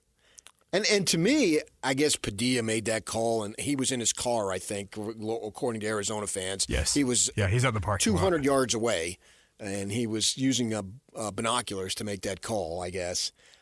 I appreciate that he had the guts to call it, because you normally don't get that call with 14,000 screaming fans in your face. Everybody wants to be popular. That's why the home teams always, especially in college, most especially in college, have a distinct free throw advantage. Before they used to go to Secaucus every other play, I used to tell you, back in the 90s with the statues when they're over at the Delta Center and they would huddle the referees. They'd huddle, and then you'd see a referee make a step away from the other two, and then he'd vigorously point in the direction of the Jazz. So when we started doing the show, you said that, and then you said it again, and you said it again, and you brought it up over and over. And so I'm at a Jazz game, and when we started the show, they were in the post-Stockton Malone rebuild, so they were bad. So by the time they get to... They were not. Darren Williams... In Stockton, I told you he was going to retire that day. We were doing the show. Right, but as you're doing this the first couple of years, you're right. The first year, Stockton Malone was still there. So, but they had that 3 years where they didn't go to the playoffs. And you keep saying it over and over every time it happens. It's so predictable. So they get good. It's a big game, and I'm sitting on press row for, I don't even remember what big game with Boozer and Williams. And they do that, and I'm like, I guarantee the Jazz will get this call. I guarantee it. And a couple of guys are turning and looking at me that I'm sitting with, and we're laughing during the game.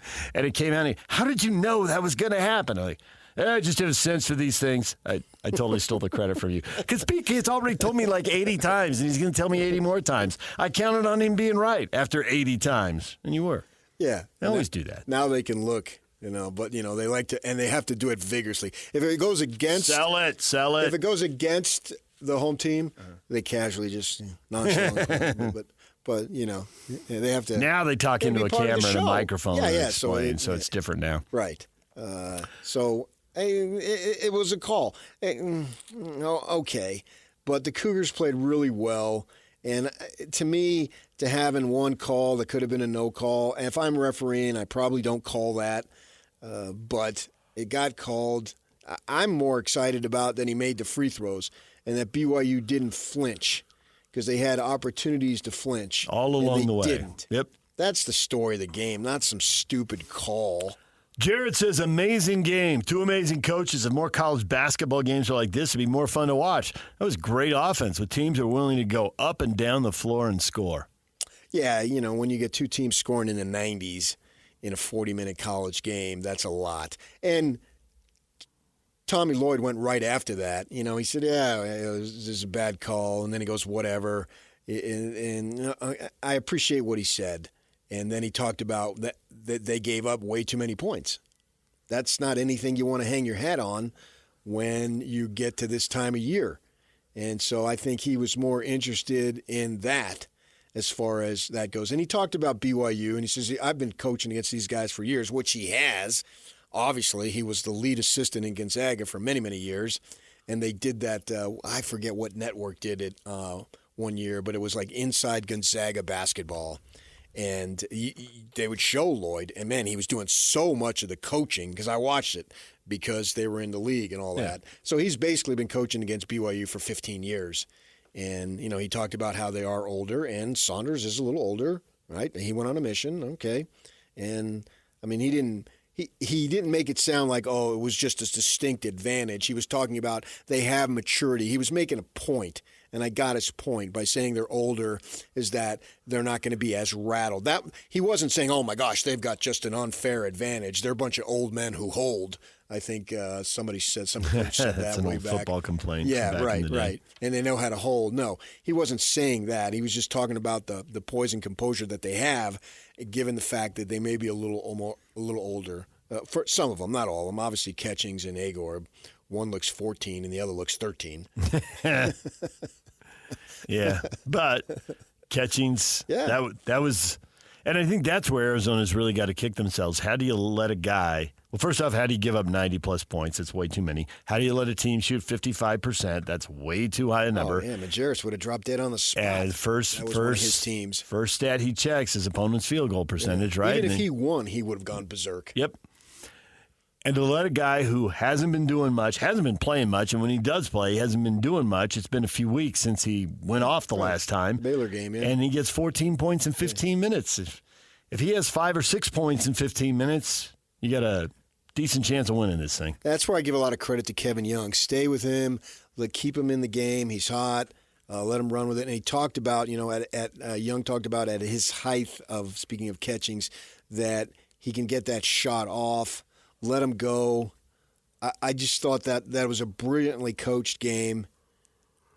And you're right about him making progress. Yeah. Because he said that afterwards, that he was kicking himself after the Utah game. Right. It's not just about doing the right thing. It's about doing the right thing really quickly. There's a lot of stuff going on, and it's moving quick. And whether it's a substitution or a set play coming out of a timeout or whatever, stuff moves quickly. So getting it right in the moment, way easier to do when you're sitting where we're sitting. He hasn't had to call those in many, many years. He was like the G League coach or whatever they called it back then.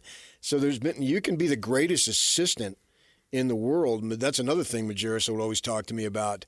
There's never a bigger distance than 2 feet to my right. And he would talk about the assistants. Hey, everything that happens here rests on me. Those guys have a job, but it's not my job. And so Kevin Young that's his job now, and he's growing as a coach. And that's great. And the arrow clearly, most definitely is pointing upward for these guys. They're making progress at the right time, and he's figuring out things. I'm excited to see what they can do. They got a couple games this week, couple games next week, then they go to Kansas City. And, that's what's going to define this team here. And I think that as the team progresses, which is clearly what it's doing, it goes beyond. I think the goal needs to be set a little higher, much exactly like BYU football. I know there'll be some BYU fans who think I'm going to saddle them with unrealistic expectations. But, a couple weeks ago, we were defining success about getting to the NCAA tournament.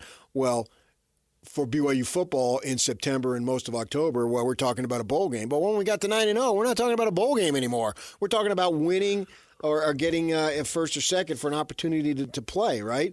And from that regard, it was a little disappointing. It doesn't mean the season was disappointing, but losing those 2 ball games in November were disappointing, no question about it, because you put yourself in that position to get to that level of judgment, I guess. Well, same thing here for BYU basketball now. If they continue to progress, which I have no reason to think they won't, then I'm going to raise the bar. And it's simply not going to get to the NCAA tournament because it's a successful season overall, but the bar got raised, and the NCAA tournament was a bitter disappointment. You should have never have lost that game. I think this basketball team right now is getting into that territory, and that's a great territory to be in. You want to be in that land of expectation. Yeah, I think they're going to end up in a game, and we'll have to see what the matchup is. I mean, it wasn't so much that it was a 6 versus 11 last year, but Duquesne was just undersized. It was inexcusable. Yeah. I don't care what it was. Once they found out who they were playing, they had to win that game. And maybe we'll feel that way when they see this. I think they're going to end up in a 7-10 or 8-9 game here, the way they're going. Well, I think they'll get better than 8 if they continue. I mean, they got Iowa State on the road, don't they? Yep. If you come out of that place, then we'll revise expectations. I'm not going to revise those expectations yet, but you're right. That would be a massive win if they get it. Yeah, I am. I'm raising expectations right now. Yes. You win 2 ball games to the level that you did. You have the talent, and I think they're raising their expectations. You can keep them wherever you want, but I'm raising them as we go. At Iowa State seems a bridge too far right now. The other games don't. I would have thought Arizona was a bridge too far. Oh, I did. I absolutely did. Yeah, having watched them lose to Arizona home, I did not have the expectation they were going to go in there and win. And yet, there they do. There they go. They did it. And I expect them to beat Utah. Yes. So at minimum, I expect them to go 3-1. They got 4 games left, right? Yeah. And 10-6 in league right now. They've got ASU Wednesday, West Virginia at home Saturday, at Iowa State, and then finish against Utah. And they should be favored in 3 of the 4. Correct. So they should go 3-1 and win at least one game in the tournament. Yeah, and they've gotten a lot of hype too. That's the thing about it. They've gotten so much hype. They got hype from themselves based on a player who's not even on the team. It's true. Yeah, it's true. If this kid would have gone to Duke, nobody would have batted an eyelash. But that's what everybody expected. That's why it was a story. Duke wouldn't have gotten the hype. I mean, we weren't talking about Duke last year for this year, knowing that flag was going, right? No. All right, when he gets there, he'll do his thing. Well, here we're talking about BYU a lot now. They send out a dude from ESPN to come out here and run a massive story, and now he's tweeting about BYU because he was here. We should try to get him on. And he was here talking about it, all that stuff, And so they've gotten so much hype. And the point I'm making is the committee as human beings will look at BYU. Now, maybe the idea of them with the no Sunday play, we've talked about that, that could wash that out. Their seating, yeah. So maybe I never understood why they need to do that, why that impacts their seating. But for me, it's clear that they're breathing down the neck of a second round of 32 BYU and Kentucky. Oh, that's it? Yeah. Bring them on back, baby. Right. Both teams would have to win their first game. But we're looking at, clearly in my mind, we're looking at a BYU Kentucky in the second round. See the old coach. Pope versus Young. Yeah. That'd be good. It'd be fun. Sign that up. Sign it up. All right, Steve Cleveland, former Cougar coach, is coming up at the top of the hour. Now, the game was big. The fallout after the game, we'll get to that as the AD issues an apology for the crowd chanting "Bleep the Mormons." Your reaction to that next. Stay with us. Accessing. This is Hans Olsen and Scotty G. Athletic Director at the University of Utah, Mark Harlan. What was the conversation like at the end of the football season when Kyle Whittingham said, you know what, I'm going to run this back for another year? I said, hey, are you going to be at the Salt Lake Country Club every day? Or are you going to be down in the Eccles football facility? What are we thinking about, right? I mean, that's always what we do. At the end of the year, we talk about what he's feeling. He asked for a little bit more time to go through that process in his head. You know, we had that last game, a neat victory out at UCF, and came back and, you know, he took the time he needed. We sat down when he was ready to talk about it, and he and President Randall and I, and he said, guys, I want to come back. You know, I want to get this thing back to where I know it should be. Got a great plan for that, and walked us through what he was thinking with the OC situation, and, you know, I could see the fire coming out, and you know, I said, let's go.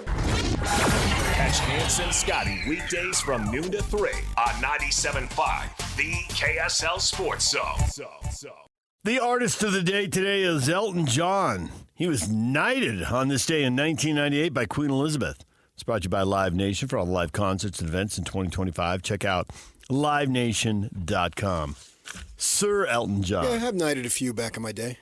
How'd you do that? I'll tell you later.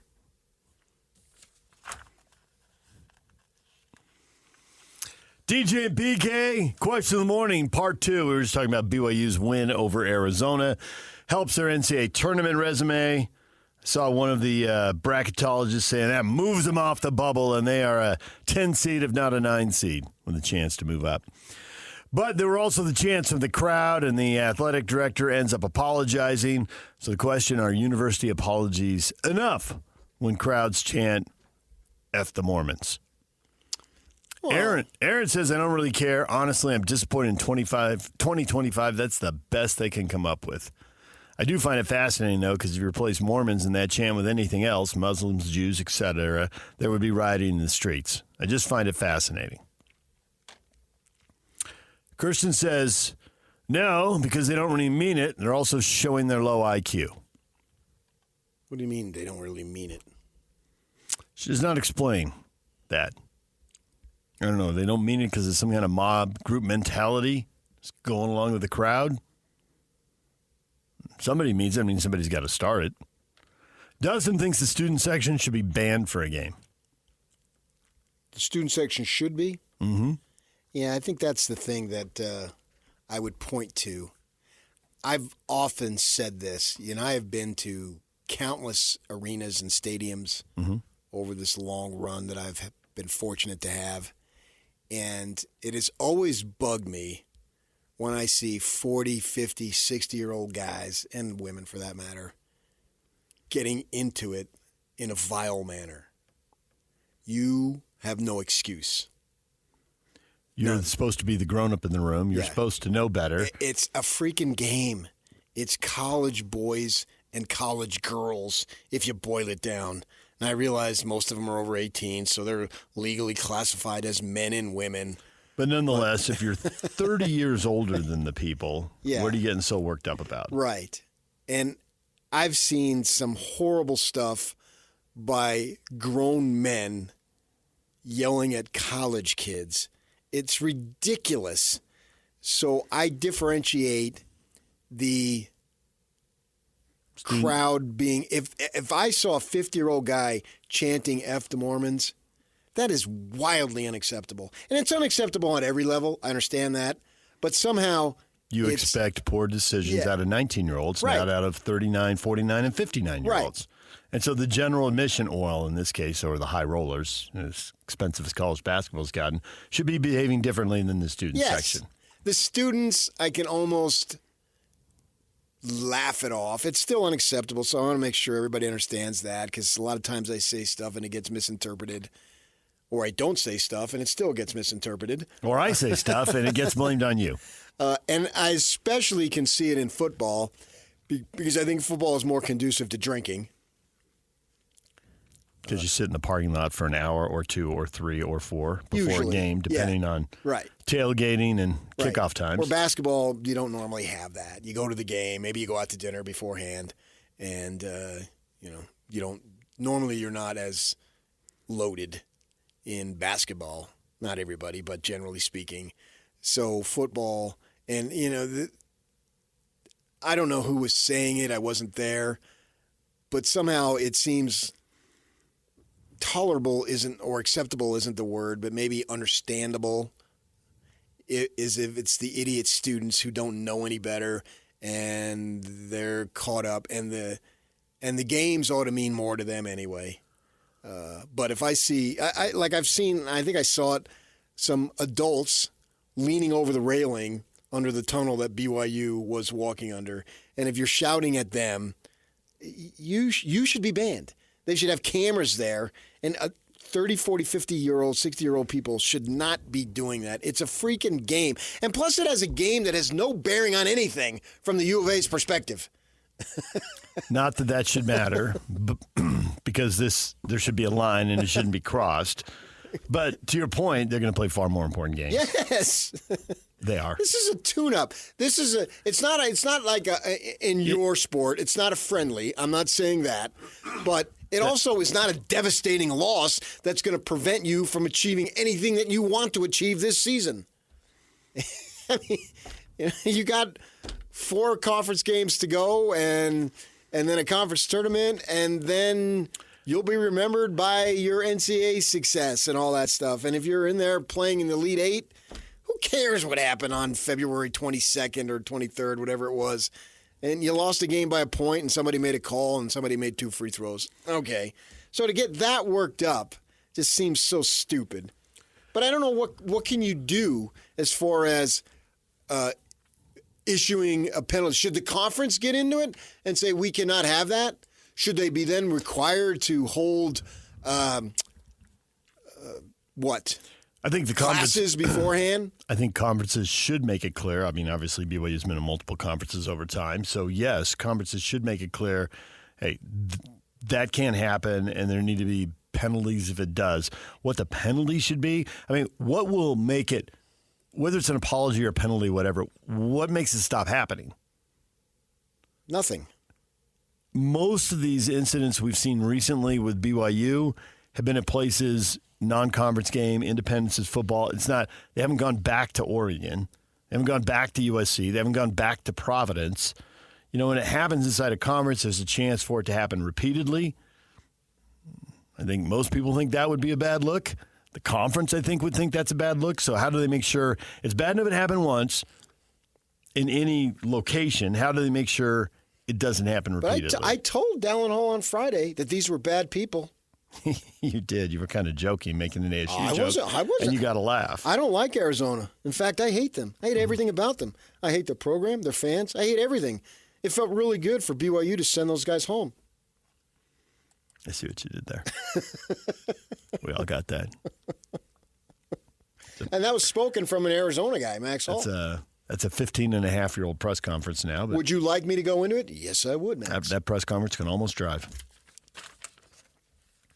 DJ and PK, we're out of time in this segment. We got to take a break because Steve Cleveland is coming up next. We'll talk with him after the Cougs get a huge win on the road. At 8:30, we give away Jazz tickets, a 4-pack to see the Kings and the Jazz Wednesday night at the Delta Center. Stay with us. DJ and PK, it's 97.5 The Zone. We're joined by Steve Cleveland, former BYU basketball coach. Steve, good morning. Good morning, guys. A lot of stuff happened in Arizona. What was the most impressive part of what is clearly a major victory that's going to look really good on the NCAA tournament resume for the Cougars? Well, I think the thing that's most amazing to me is how Saunders continues to lead this team game in and game out. His energy, his commitment to every particular play on the floor has just been incredible. I'll be honest with you, I have not seen a young man play with this kind of passion and energy. You know, I can't remember at BYU. I mean, somebody that played this hard all the time. And there have been a lot of great players at BYU, don't get me wrong. But this kid just has a motor that just never stops, and put himself in a great position at the end of the game, make 2 big free throws, and have a huge win over Arizona. Better than Travis Hansen. There's a guy who was pretty wired most of the time. No, he was. He was. There's no question. He had that intensity, and in my mind, Travis is probably the better player in terms of what he did beyond college. And that's not to say that Saunders can't play at the next level, but yeah, there's 2 of the greats that just never going. So never take anything away from Trav, but I'm in the moment right now. Saunders just seems to be at the right place at the right time and just has a motor that just is on full bore every game. 97-98 was your first year at BYU, and I'm the beat writer for the newspaper covering your team. So I'm talking to you all the time. And I swear, when I listen to Kevin Young talk, it takes me back to you that first season. And the things that you used to say as you grew on the job, you know, you'd talk about conference play and the possessions, and then you'd talk about, you know, a couple of weeks after the fact, oh, maybe I should have done this, should have done that. Young talked the other night after the U of A game, I kicked myself on the Utah game, you know. So the point I'm making is you're in this thing in the first time, and obviously you're going to grow as a coach. And you see him growing as a coach. I thought that the game he managed, which is part of the job of being a coach, Saturday in Tucson was awesome. His substitutions, Agor takes a horrible shot, takes him out, but then sits him down, but then puts him back in, allows Catchings to play a little bit more. And I'm thinking in that last possession, that ball's got to go to Saunders, get him the ball, whatever he needs to do, let him do it. I thought it was a fabulously coached game, and it's cool to see him develop as a coach. And I get you to comment on this because it reminds me of you went through. Now, you didn't have near the talent that this team has, obviously, but you developed as a coach, and it's something that all coaches have to go through. Yeah, absolutely. That's a great perspective on him. You know, I've watched him, and we've become good friends. And you know, occasionally I'll call him and congratulate him on everything that's happening. But there is a learning curve, you know, and just because he was in the NBA doesn't make him the perfect college coach. What's happened is he's had to kind of work through things. And one of the things that we kind of have in common is that we were both guys that called a lot of sets and called a lot of things. I mean, there's probably, out of all the possessions in the games in that game that other night, you know, I would say that anytime there was a dead ball or a made basket where these guys were walking up, they're running some kind of action. Whereas a lot of coaches just let guys play, and they have a motion offense, and they move and they take what's there and they do that. But I love the fact that he's so involved in play calling. And obviously when there's missed balls, turnovers, you know, there's opportunities to score different ways. But I just think his ability to, as he's grown, is to really take control of the team and put guys in the right places. You know, I would have never thought that Trey Stewart would be playing significant minutes.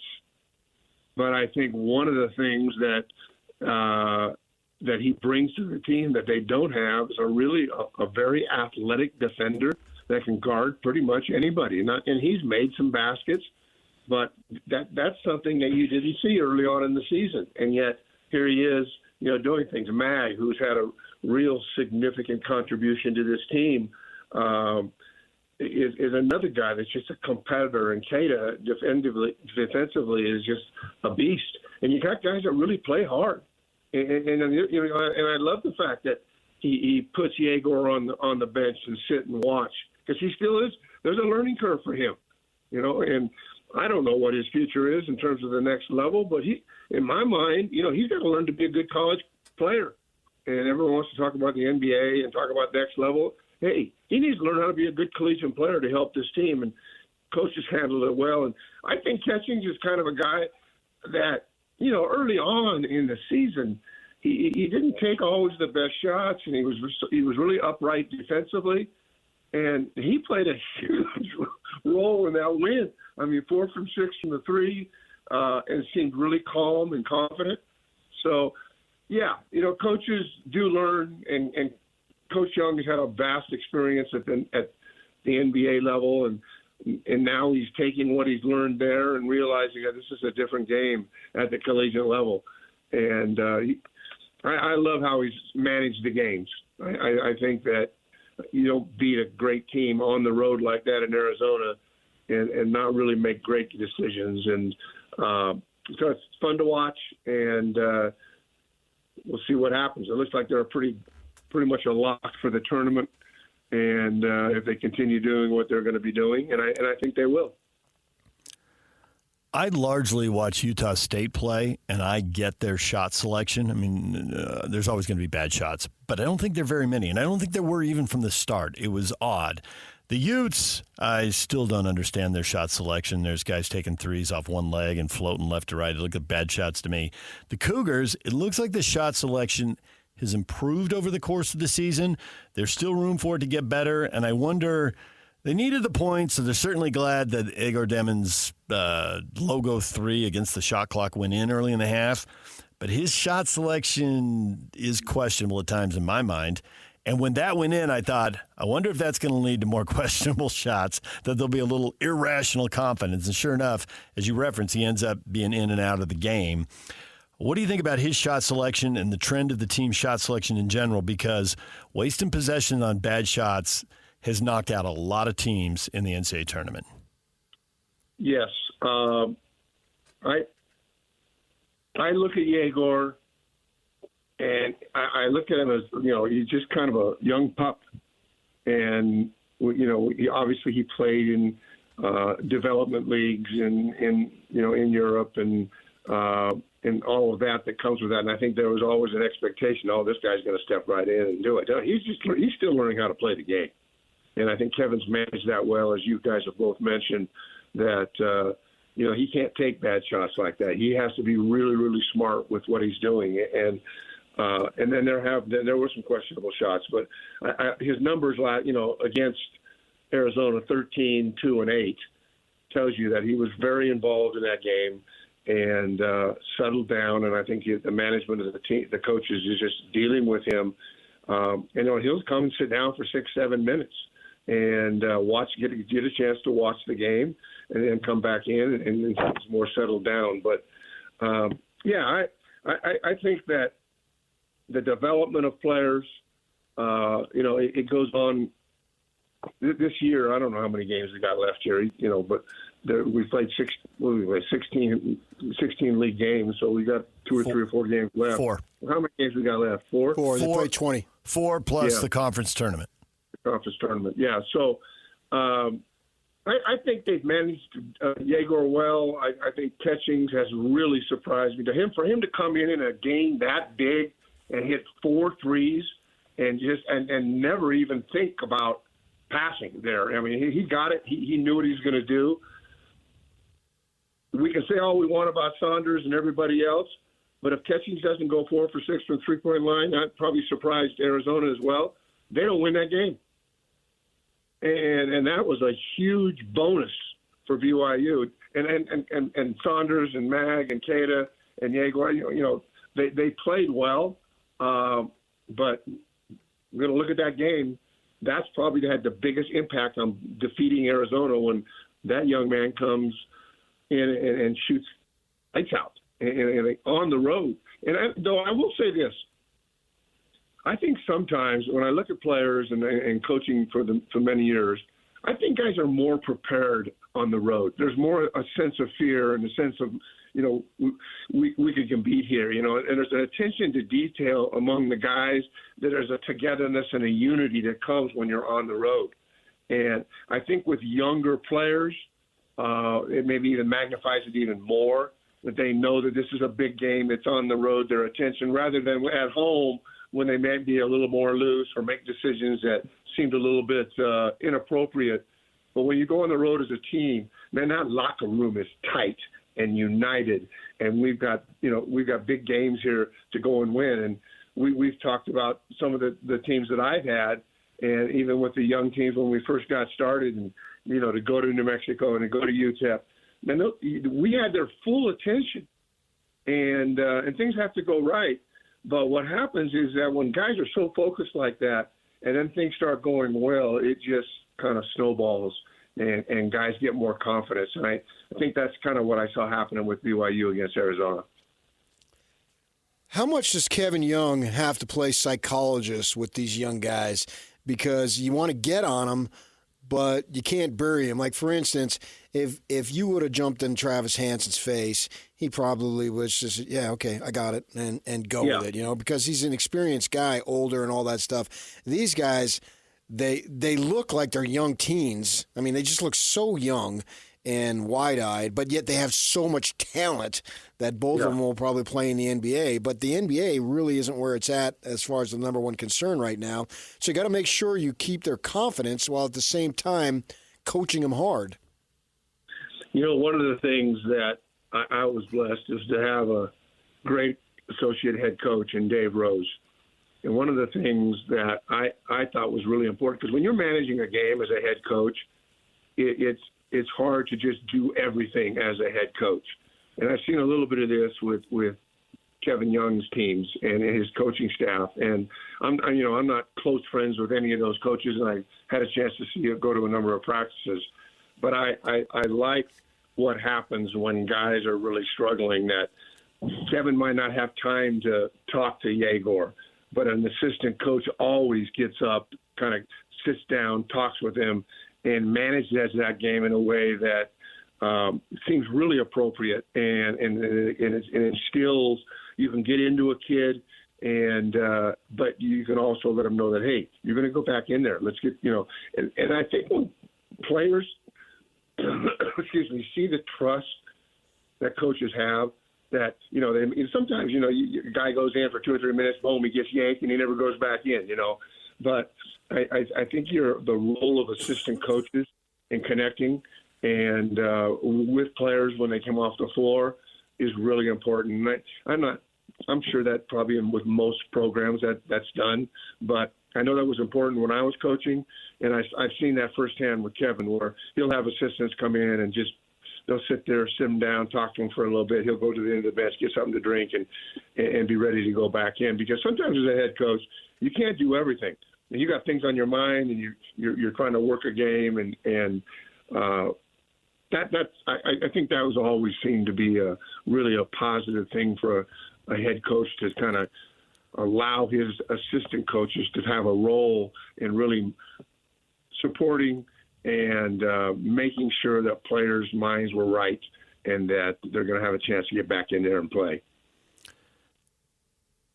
I got to admit, 9 times out of 10, when I see 2 rows of coaches in suits, and now they're not in suits, now they're in polos or matching team issued sweats or whatever. But when I see 2 rows of that, it always cracks me up. People trying to find something to do. But I do see the value in this current model they have in the NBA, which Kevin Young has brought to BYU, that every player has a coach or a development, whatever they call them, a development person, an adult attached to them that they always work with, that they always talk with. And I've seen it pay off back when we could walk into Jazz practices. You couldn't go over to them, but across the room, you could see Rudy Gobert talking with Alex all the time. And just now you think when you played, Steve, and you had to learn stuff and a coach would say something in a group, but you didn't get that kind of, when you're at UC Irvine, you didn't get that kind of one-on-one coaching. There were probably only 2 assistant coaches. And so guys should be learning faster now because there's somebody there to impart that knowledge to them. No, that is a great thought. You do, and it's not a trend anymore. It's kind of what you see happening. Yeah. And I mean, honestly, I'm looking at that bench, and I've met all those guys and everything, but there's only 2 or 3 guys on that staff that I know. I mean, there are like 12 or 13 people, and and some of them are managers and a variety of other things. But just managing that is a chore in itself, and I'm sure that Kevin has delegated the responsibilities for a number of things to his assistants, and everybody kind of has a role, but that one-on-one role is really, really important. And I think, I don't know if you guys think, but I see more of that. But this staff, I mean, there's a lot of bodies there, and but it seems to be the trend that there are just a lot of coaches there with specific responsibilities and roles, and it keeps the team connected. And we hear that all the time, when this team really seems connected. Well, my teams probably weren't as connected as they needed to be when it was just maybe me and Dave or Heath or somebody. I mean, we were more concerned about the outcome of the play and what was going on immediately, and getting upset at a kid. And now, they got their own kind of personal. What's the word I'm looking for? Just they deal with the emotional issues, they deal with the mental issues, and it's a good thing. It's a good thing, and probably you get more out of a team when you have that kind of connection and that kind of foundation to your team. And so it's not. You're right. It's not something that happened when I was coaching. It just didn't exist. But it wasn't.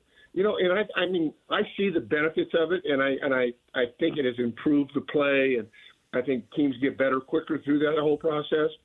But for a long time, there's been a lot of really good coaches that did it with just a couple of assistants and won national championships and won championships. So, yes, it seems to be the trend of what's happening, but let's not forget the past and all of the great coaches that did it with maybe 2 or 3 guys on a staff. And, the one thing about that is you're when you have a staff of 4 or 5 people, you're all thinking on the same plane. And we all just thought alike just through the process. And today, even though there's a lot of good that comes from having that many people involved with the guys, for me personally, I like having a smaller staff and not having to worry about all the other things going on down the bench. Did you see that thing at Fresno with the guys allegedly gambling, point spreads, and all that? Yeah, and I'm pretty close to that situation. I was happy to see that Coach Wahlberg is still coaching. I think initially when that came out, they said that he was done. I mean, anytime you do those kinds of things, there's no coach in the world that knows that kind of stuff's going on and allows it, or think that you're not going to take care of it. And so I was glad. I mean, it's a tough deal, and Coach Wahlberg is a good friend. He was an amazing high school and junior college coach. He hasn't had the kind of success at the Division I level, but I hope they get that thing worked out, and I hope that he has a chance to continue coaching and kind of build a program that he's been such a big part of that community. But when those kinds of things happen, man, all the red flags. But I was happy that they came out and said, no, he's not been removed from that situation. He was no way in hell that he would have known that stuff was going on. And I know this guy. And so, but stuff does happen, and it's not good for the program. And it's a struggle right now at Fresno anyway. And it's been a long time since there was a fan base. And I was fortunate enough to follow, some good coaches. And even though the program was down, but bringing Paul George in and bringing some young, we got the support of the community. They're hard pressed to get 1,500 people at a game. I mean, it's just really difficult. So hopefully they can work through that, manage it, give Coach a chance to continue coaching. And it's just his first year. Hopefully they'll have some opportunities to recruit and find some guys. But it's bad enough when you're not good enough, and then when you have guys that are knuckleheads and doing stupid stuff, that just kills you as a coach. So I hope that they'll work through it and have a chance to eventually kind of turn things around. Steve, thanks for the time today. As always, we will talk to you again next week. All right, guys. Take care. Steve Cleveland, former BYU basketball coach, joining us here on The Zone. Coming up after the break, we give away Jazz tickets. The Jazz are playing the Kings Wednesday night. We got a 4-pack. We'll do that on the other side of this break. Stay with us. This is Jake Scott and Ben Anderson. I wish basketball players would realize that they're performers and that people come to see them perform. And I know we put all this emphasis on titles and that's part of your legacy and all this garbage, but the truth is you are a traveling rock show. And if people paid money to see Ben's favorite artist, Avril Lavigne, and showed up and Avril was just like, I don't feel like it. Here's my backup band and some fill-in. It sucks. Yeah. And maybe you still have a good time at the concert and maybe the fill-in is very talented, but you went there to see LeBron, Avril Lavigne. Whoever. LeBron. Yeah. We don't find out who's actually going to play until like 10 minutes before the game. Right. People are coming to watch your skills, you morons. Yeah, absolutely. No question about it. And when you don't have the, at least, love of the game, the pluck, all that, or whatever you want to say to go pour it on and play your hardest and all that, it just loses it. Hear Jake Scott and Ben Anderson every day from 10 to noon on 97.5 The KSL Sports Zone.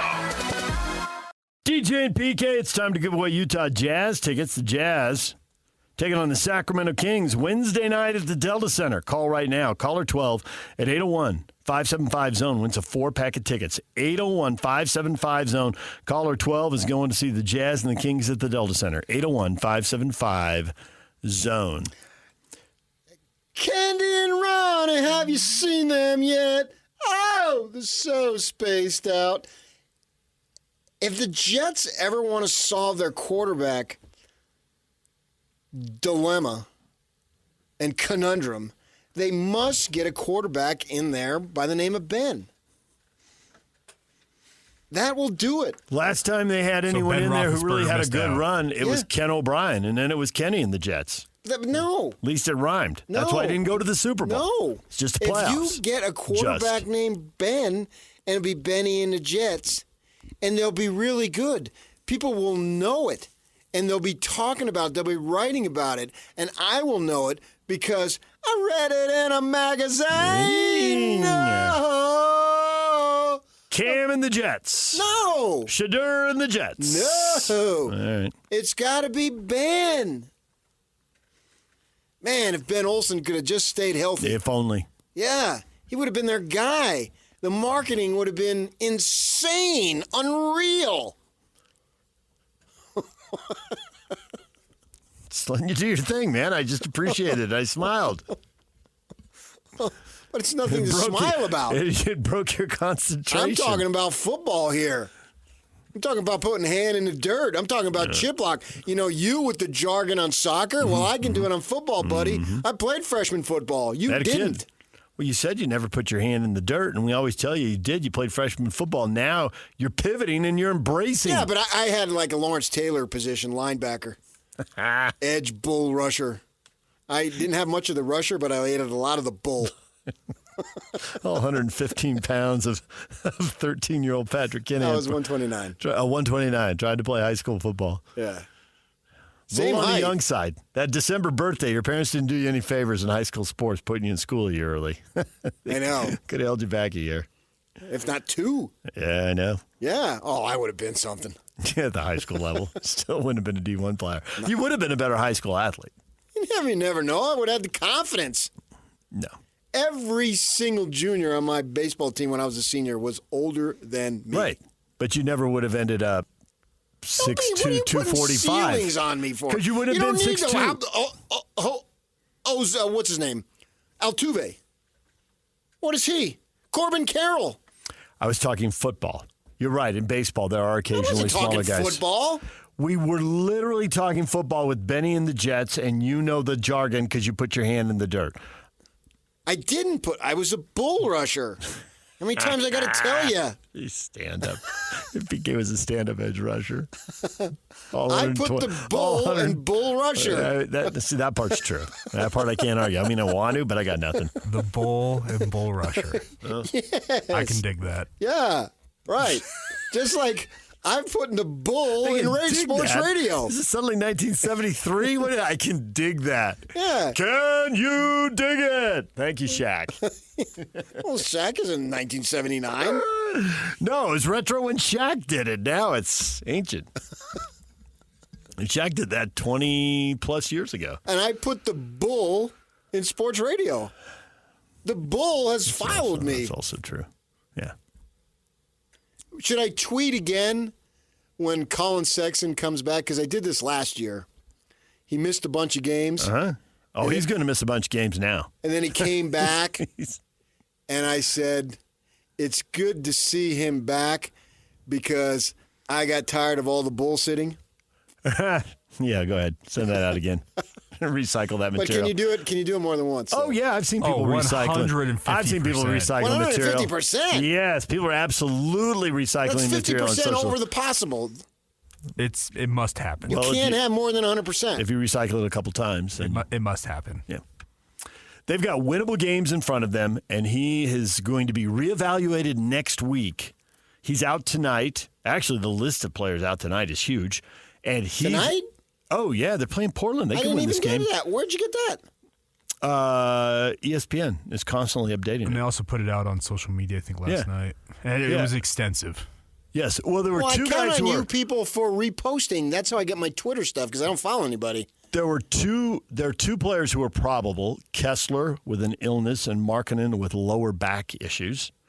Yeah, but he was that the other night and he played. Clarkson is out, Collins is out, and Colin Sexton is out. And obviously Taylor Hendricks has been on it forever. So there's at least 3 guys who've been playing recently who are out, and there may be a couple more. Now, that gets updated throughout the day, so even what we're telling you this morning can be old news by noon, and that can be old news by 5 o'clock. And then they could also play. They do play the Pelicans on Saturday, and I anticipate... Sunday? Sunday. Yeah. I anticipate this being the worst game in NBA history. The last. They could be calling up two-way guys and G Leaguers. Yeah. Absolutely. Right. And by they, I mean the Jazz and the Pelicans. I expect this is a high Stockton's stakes. son to be signed for that game. I'd bring him in on a 10-day. That's a wise move. I also wouldn't tell him anything about the offense. I'd bring in Stockton's daughter for that matter. DJ, did you say questionable or probable on those two? Because they're questionable. Questionable. I probably spoke wrong. Yeah, I probably so they've messed got that up. 2 guys questionable and then 3 guys out. Yes. I show up every day. I've been doing this for almost 23 years. I've been questionable every day. Portland, Sacramento Wednesday's winnable. Minnesota Friday, they should probably lose that. New Orleans Sunday, and then Detroit to wrap up the homestand. They could win three. They won't beat Portland or Detroit because they're better, and those teams have something to play for. Mm-hmm. Detroit, especially. Detroit has done. They're a 500 team. Cunningham, Yeah. they're better than 500. Are they 2 over, 3 over now? You can go look. Yeah. Go ahead. Go look them up. Well, I remember when they went over 2 weeks ago. Cade Cunningham just put out a monster game. This guy's a player. He's living up to being the first overall pick finally. Yeah. This guy's incredible. And then they got Ivy, who's down with an injury, and he's really good. 31-26, 6th in the East. That's what you got to do. And they're on a 6-game win streak. Yes. So Detroit and Minnesota should be difficult games to win. Oh, I think Portland will. I don't think they beat Portland. Good. Well, especially with the guys missing, right? Portland has been playing over 500 the last few weeks. Right. We keep talking about OKC. Mm-hmm. I don't know if you're going to be OKC anytime soon because you got to come up with an MVP caliber acquisition. How many times does that happen? Not very often. Yeah. SGA might lead the entire league in plus-minus for the season. I mean, when he is on the floor. That's the most important stat to me. When he is on the floor, Oklahoma City is crushing people. And when he's on the bench, they suck. And I watched most of that game last night against Minnesota. Mm-hmm. He had 37.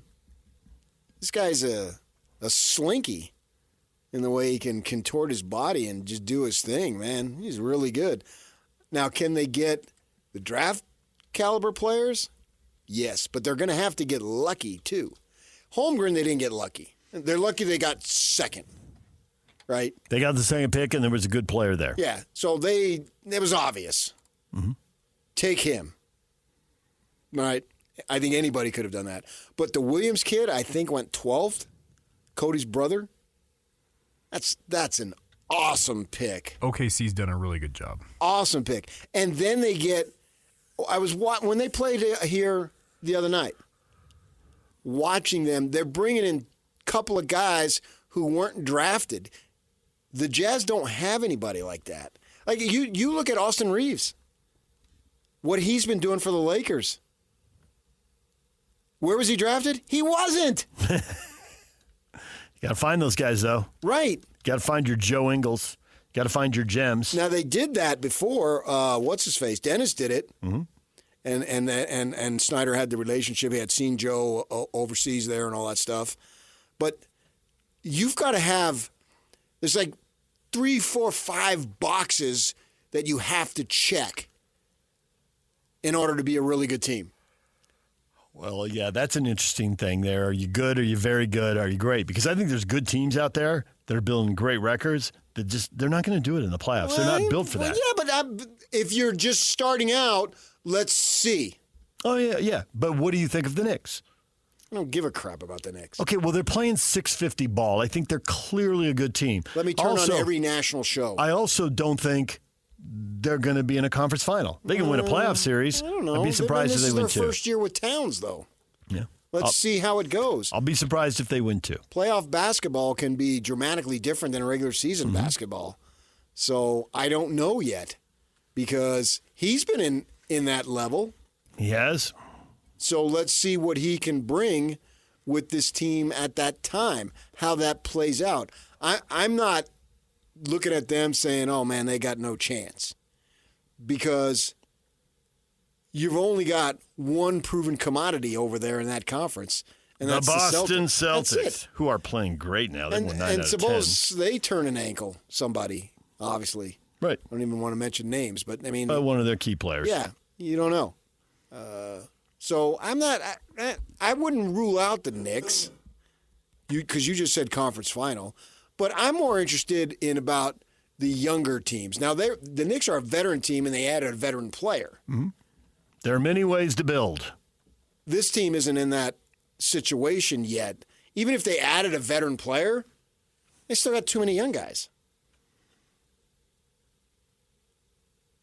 What can they do to get even where the Pistons are? What did you say they were, 31? 31 and 26. Who wouldn't take that right now? That would feel like a big step forward. And you've got a potential all-NBA caliber player in Cunningham. There's no question about that. He's developing into a monster.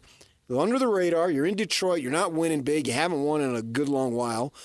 But let's see where they are in 2 to 3 years. How old is he? 23 years old. He will turn 24 in September. Yeah. Long way to go, right? If the peak is going to be 27, that's historically been the peak. He's 4 years. Even in 2 years, how much better can he be? Right. Oh, stands to reason he'll be. And the team will be better. And he had the Taylor Hendricks-type lost season his second year. He only played 12 games. So he's in his 4th year in the league, but one of those years was a 12-game season. So, yeah. And it's a Donovan Mitchell-type trajectory here. I mean, his 4th year, he's averaging 25.7 points a game. 25 is a huge number. And he's bigger than Mitchell, right? What do they list him at? 6'6", 220. That's big. bigger. That's bigger. Way bigger. Yep. That's way bigger. Yeah. So they haven't really checked any of those boxes yet that you need. They're on their way to potentially checking them, but I can't say check yet. Right? And certainly they're only 31 and 26, and they're only in 6th place in the East. So clearly there's more boxes to check. Right. And then for the Jazz perspective, being able to get a bona fide all-NBAer. But 4 years after they draft Cunningham, they're in this spot. Right. And the Jazz haven't drafted a Cunningham. Right now, it does not look like they have. But he was the number 1 pick, right? Right. So why would you expect them to? Right. Well, because Kawhi went in the middle of the first round and Giannis went in the middle of the first round. So if you're not hitting on one of those. But yeah, and the statures were lower. Yeah. But we get the that. Joker was the second round, blah, blah, blah. Yeah. But at one, you're supposed to get it. In the other spots, you're hoping there's a guy available and you figure out who it is. Which is why they have got to lose. Now, I just played a thing in the break, a couple breaks ago, from Casey Jacobson. Guy played at Stanford. Yeah, and he's been doing broadcast stuff now. Oh, for Fox. Yeah. And go look at his wife's Facebook page talking about taking the kids to primary. Yeah, I'm talking about that primary. I called Jacobson up once when he was in high school over there in Glendora, which is out by the San Gabriel Mountains there in L.A., and asked him about coming to BYU. I probably shouldn't repeat what he said, but it made me laugh. So he's got some Latter-day Saint in his blood. But he's saying that he thinks Ace Bailey should go number 1 and Cooper Flagg should go number 2. Whoa. Now, is he saying that? Does he really believe it, or is this hot take? Yeah, is this I didn't hear that he said it, and sometimes the tone. When you're listening, I just played it for you. Listen, I played the whole thing in a break. I heard you right at the end of it. I didn't hear all of it. I had the earbuds in. I was watching something else. Take the earbuds out and get off the freaking internet and prepare for the show rather than looking up and see how big the body of water is between Tampa and St. Petersburg. Ooh, I should look that up. I don't have any idea. No, I was actually doing sports stuff while you were. Also, I might note you were on the internet there. And he was saying he thinks Ace Bailey is a 25-point-a-game guy. And you just labeled that That's a big, 20 points a game will catch your attention. That's good. 25. But 25 is a different deal. That is hard. And there are a lot of guys who get to 20, and they are never going to get to 25. Ace Bailey. I'm looking right now. There's 12 guys in the league averaging 25 points a game, and Karl Anthony Towns is at 24-8, and Kyrie Irving and LeBron are at 24-7. But they're not there. There's 12 guys at 25. And you just dismissed the Knicks. Yes, I did. And down at 20. I'm gonna be rooting for my old childhood team now, hardcore. There's 38 guys who average. So I can dance on your grave. 38 guys average 20 points a game. I'm getting out my old Knicks pennant. It's got to be there somewhere. It's got to be there. Given some of the other stuff your wife has found while cleaning things out. I followed the Knicks religiously as a kid. Bust out a Knicks pennant. I don't know that I got one. The only thing I had on my wall was that poster of Willie Mays that I still have. She found it and framed it. Oh, nice. And it's a massive thing. Hanging in the man cave now? Yeah. Down by your additional television sets? Yeah. Down where I go. So she framed it. It was him standing there in the batter's box at Shea Stadium, and he's in his Giants uniform looking at the pitch. He's got no body armor, no batting gloves. It's a man, a bat, trying to hit a ball. If that doesn't fire you up, you're not a man. And if that doesn't fire you up, wait until I tell you who's whining next and what they're whining about. So predictable and so beautiful. That's next. Stay with us. Ladies and gentlemen, may I present... This is JJ and Alex. That's what I'm going to do. I'm going to invent a food line that you just invent by putting stuff in your pocket, and that's how it gets heated up. No need to We don't need appliances. Yeah, put it under. But have you ever seen those Indian street food Instagram videos? I go down that rabbit hole sometimes. What does the algorithm say about us? I know. There's some weird stuff that pops up. Mine is all sports and food stuff. That'd be accurate. If I had to guess, that would probably be accurate. And I do the thing, too, where I'm like, I like that recipe. I'm going to send it to myself. And then I see myself in the mirror as I walk by something in a building. I go, who are you? What's your problem? That's me. I've started to do that. I send myself Instagram recipes that I can try out on the weekend. I've become like a segment on Studio 5, breaking it out. And I saw this on Instagram. I wanted you to try it. My goodness. You start your own cooking show. Oh, I like to cook. I'm one of those guys. Can you do a cooking show on the radio? Catch JJ and Alex afternoons from 3 to 6. Presented by G2G Bars on 97.5, the KSL Sports Zone. And now, your Rocky Mountain Chevy dealer's strong play of the weekend. Camel hitting this very low and out to the right. This is dicey. This is going to need a good bounce, and it got one. It hit the trees and came back. Goodness.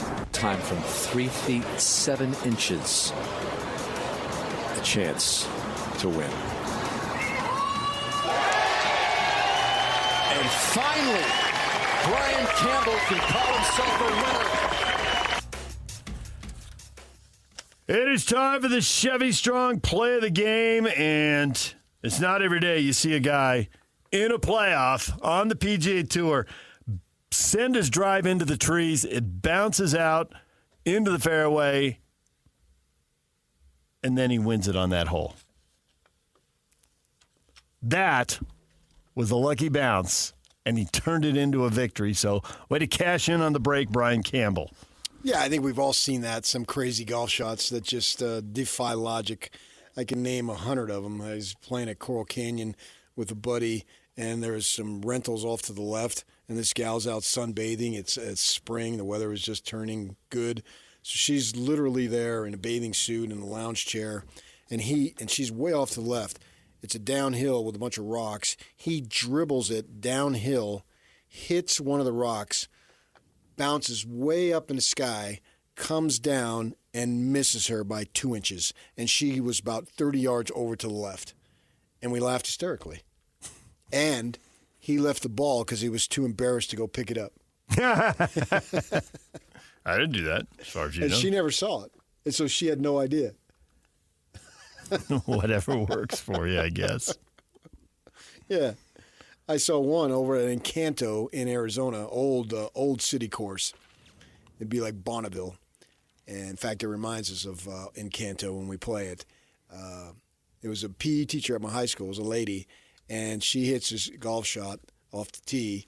And then he's got these old, you know how Bonneville has some older homes, real nice homes around the course? Yeah.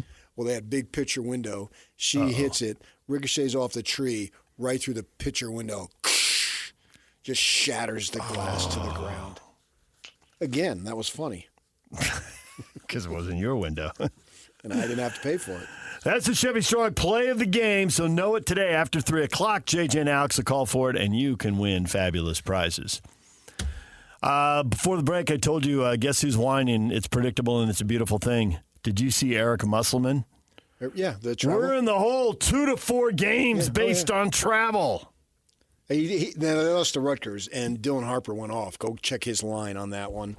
And Musselman's coaching at SC, and he complained just like Cronin did. He's upset about all it. the travel. An East Coast swing to Maryland and Rutgers.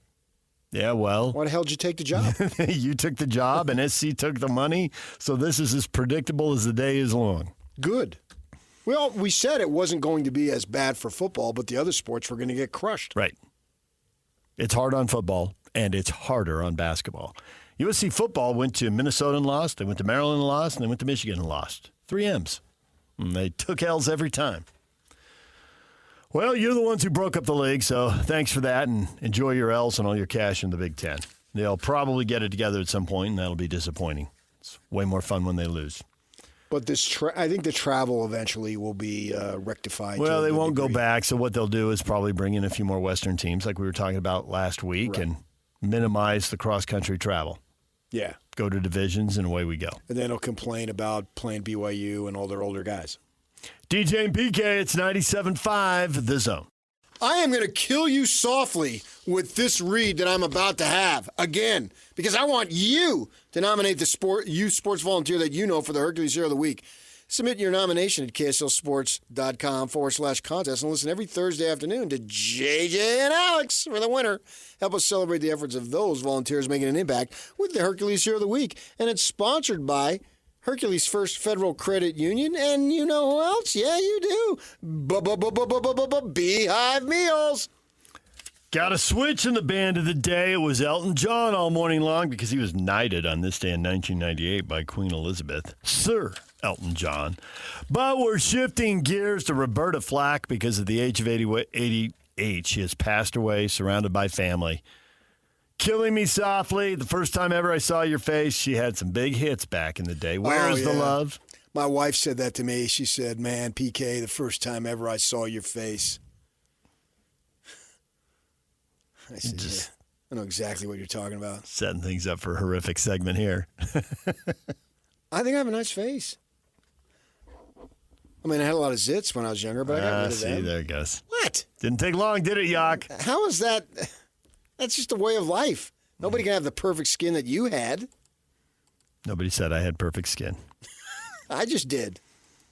You hear me? Nobody we can take seriously. I'm very proud of my face. It's the only one I have. There you go. Feel like making love to you. That's the time. I just looked up her tunes. Switching gears, are you ready for another round of bracket predictions now? You getting into it this late in the season? 2 weeks left in the regular season. Then the conference playoffs are 3 weeks away from the official NCAA tournament selection show. I think seeding is a waste of time, but they have to do it. Mm-hmm. So, no, I don't care about that in terms of are you a 4, are you a 5? What's the difference? To me, are you in? That's the difference. Well, right now, Utah State and BYU are not only in, they're not in the play-in stuff. Right. They're not even being projected as the next 4. I mean, they are safely in the field. That's why I don't. And I think right now, that. probably 9 or 10 seeds, a chance to move that up. In the case of Utah State, a little bit. In the case of BYU, maybe 2 or 3 lines. Okay. You can get all the way up to a 6. And what happened the last time they were a 6, PK? Yeah. They took an L. Right. Against the Duquesne team that it made no sense. But Utah State won, beat TCU. They did. Well, that's the thing is if you're in the 7, 8, 9, 10 range, you got to have a winnable game. Agreed. So at least get one. Now that's a problem probably in the second round, but even so, teams get through. That's why these guys get the Lenardis of the world. They get the teams incorrect. Yes. But their seedings, are all over the map. And there's no guarantee. They become irrelevant. Yep. Once the field is announced, but they can get really close to accurate in terms of who's going to get in. Seems like most of them only miss 1 or 2 teams that are in the field. And right now, and they're splitting hairs. I'm not worried about BYU or Utah State. Nope. So I won't look at that because I know they're in. And then I'll look to see who they're playing and where they're playing. BYU was an 11 projection for Lenardi before they beat Arizona. Obviously, that should be changing. But to your point, they don't get the seed lines right. Stuff happens. Right. So. Right. And with all these teams now, and it's so unlike anything that we have in the world of sports because... That's why we love it. Yeah. It's wildly unpredictable. 1 40-minute game with kids who are between the ages of 18 and 26. And there's no history there. Like, in the NBA,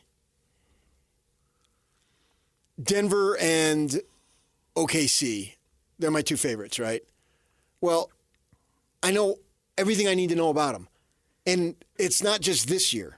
Because these teams... You've seen them play a lot of games together over the years. And in college basketball, it's a shorter there is season, no history. And the year before no longer matters. Yes. It really doesn't. Yeah. Even if you bring the coach back, rosters now are just changing so dramatically. And then you have overnight. Patino, the older one, comes out and says... And he's an unbelievable coach. He has other issues, obviously, but the guy wins at the college level. He's doing it again at St. John's. Plop him down in any school. It doesn't matter. And he comes and he says the other day that he's losing. The guys he's losing, one of them is Smith, the kid who used to be here at Utah last year. And he said, I'm not going to recruit high school guys. Nope. High school guys can't replace them. And plus, Patino's in his 70s. He didn't want to develop somebody for 2 or 3 years. And then even if you get them on your team, who's to say they come back the second year anyway? They don't. You develop them for somebody else. Maybe. You leave the development to Weber State and UC Santa Barbara and Northern Arizona. So go ahead and maybe ASU and get the transfer kids. If you've got the NIL, So he's not even paying attention to high school kids. So all that has changed dramatically. So once the seedings are announced, they probably have no connection to whoever they're going to play in that first round. So I don't worry about any of that. Just get in. The whole thing is get in. Get old, stay old isn't a Patino thing. Have you checked Auburn's roster? I think 6 of their top 7, maybe it's even 7 of their top 8 scorers are seniors. Why were you so Why were you so surprised about Utah State? 4 of their 5 are seniors, and the one who isn't is Falsleff, a return missionary who's been in the program for 3 years. That's why I don't understand why people are surprised by what they're doing. They came together quickly, and just because you bring in seniors doesn't mean you bring in the right seniors, and they aren't doing it with as much money as everybody else. Yeah, but they're not paying. They're playing a Mountain West budget. The bottom half of the Mountain West, right. I'm not surprised they can beat those guys. But I am surprised they swept San Diego State. And I don't know how he knows it, but coaches do know stuff, so maybe he does know it. But Jared Calhoun was on the postgame show. San Diego State had like triple the NIL of Utah State. Now, I thought they had more, but I didn't know they had triple. Well, yeah, but then the one guy goes out hurt early in the game, their big guy, and so things happen. And what does that mean? You know, it's cool that they beat San Diego State twice, but they're thinking, man, New Mexico can't beat us 3 times. Okay, well, suppose you play San Diego State. Yeah, right? You get San Diego State in a semi. No. Right. What if they end up being 4-5? Yeah. I don't think they will be, but well, I mean, they could end up 2-3. They easily could play each other. That wouldn't be a shocker. Nope. And they had that legendary final in the COVID season when, unfortunately, epic. They've had a bunch of good finals, but that one was incredible. Oh yeah, for sure. But it's not their only one. Yeah, so I'm not surprised what they're doing.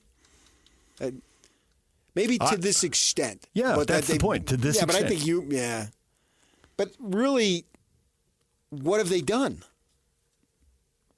So far, win regular season games, win a lot of them. Actually, I think minimize their best L's. win is St. Mary's. St. Mary's is dominating the West Coast Conference. I watched it. Yeah, they are. Are they 3 games clear or just 2? I think just 2. It is 3 now. Were 2 going into it, and now they it's controlled that game against Gonzaga in what do they call it? The kennel. Mm-hmm. Yeah. And you got to give Gonzaga some slack. I mean, they can't do it every year. Right. But you put Washington State and Oregon State in there, and St. Mary's just shrugs and says, "Yeah, so what?" Right. And Randy Bennett's my kind of guy. Yeah, they're 15. I know. I watched the game.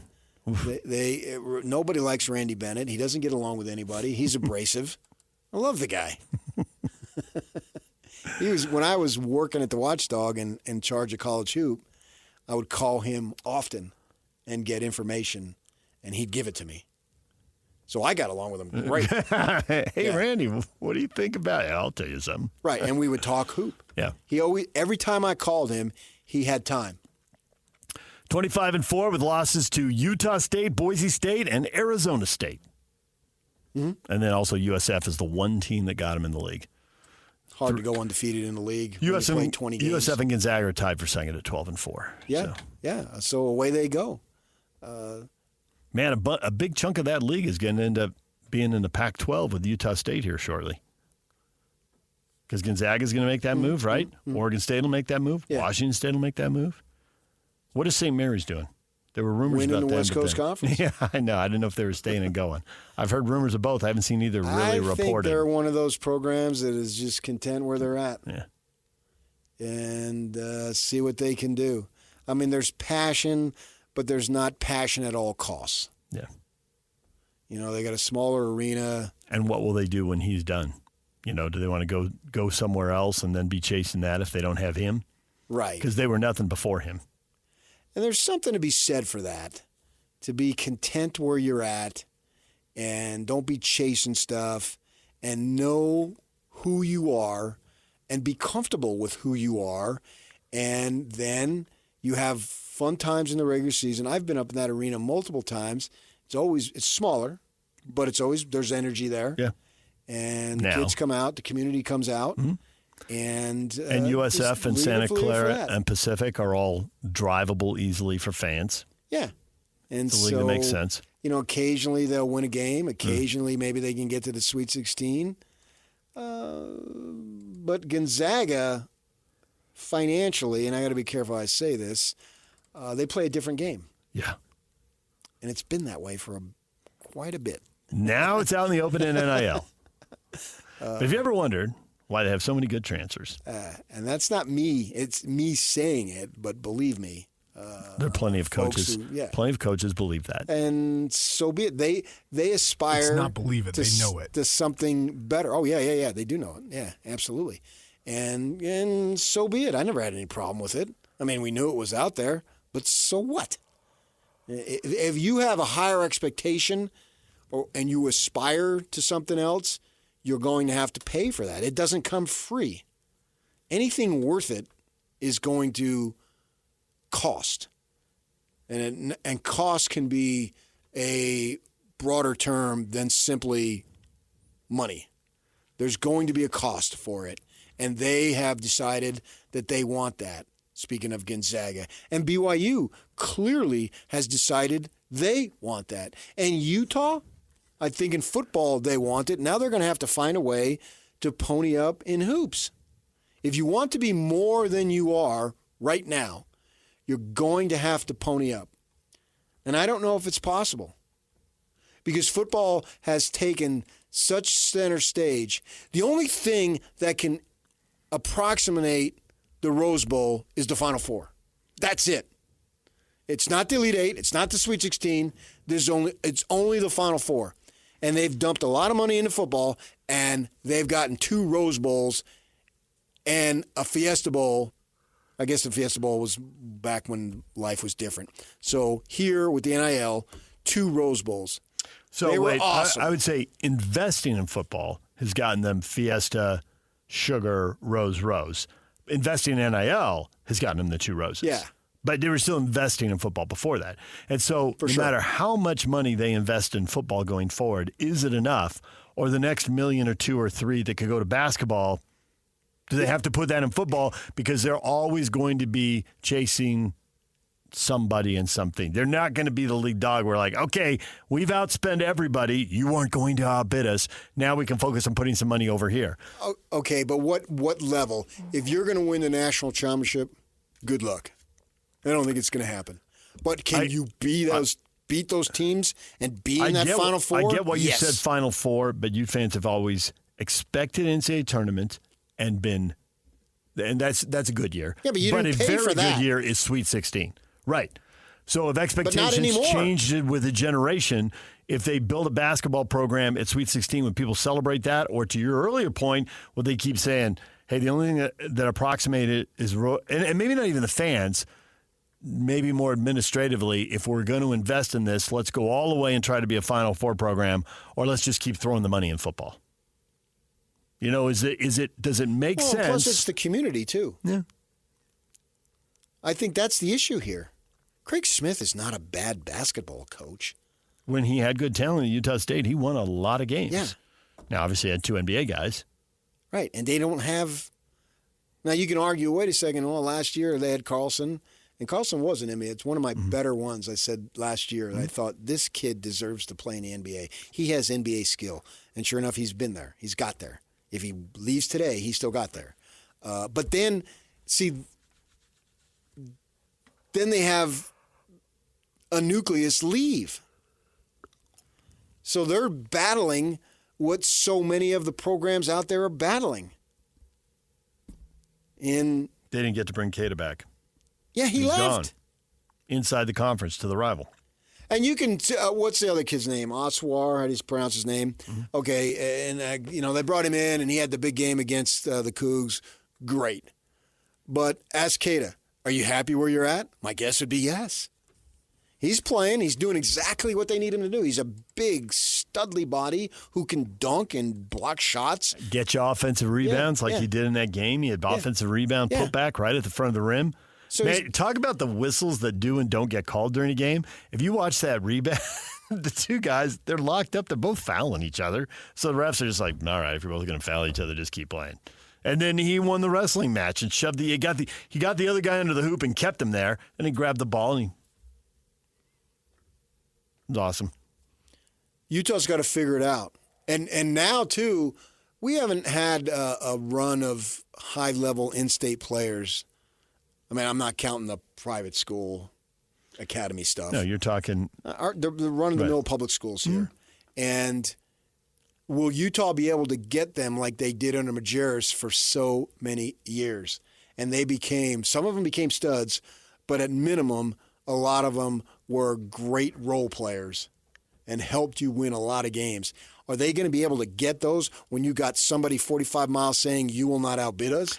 Well, the obvious answer there is no. There's an argument that they only got them then in part because BYU was so far down. Some of those kids, they did get them, but some of those kids are like, I grew up a BYU fan, but I couldn't go to that. Okay, fine. But you can go back to Judd and Vrains and those guys. Judd grew up right down the street. Right, so they got those guys, yep. and I think, correct me if I'm wrong, I think BYU was competitive They were good back then. Right. Yeah. So they were still getting. They've always gotten. It wasn't in the 90s where you had no choice. But there don't seem to be as many of those caliber players. I wonder if that's cyclical, though. I do, too, because we remember a handful of teams in each decade, but all the other years were there that many good local players.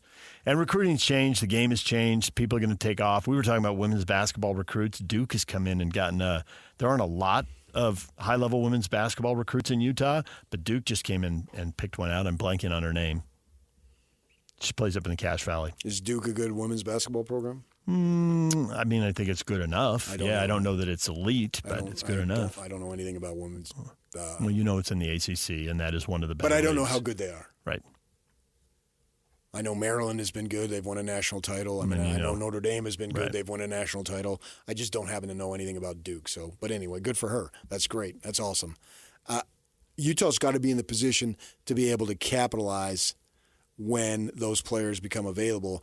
And what is it going to be? Because the numbers we hear, they're paltry. I mean, basically what I've heard is that what Utah has available wouldn't get that one player. Bastanza is going to make three times that himself. Yep. Come on. That's not enough.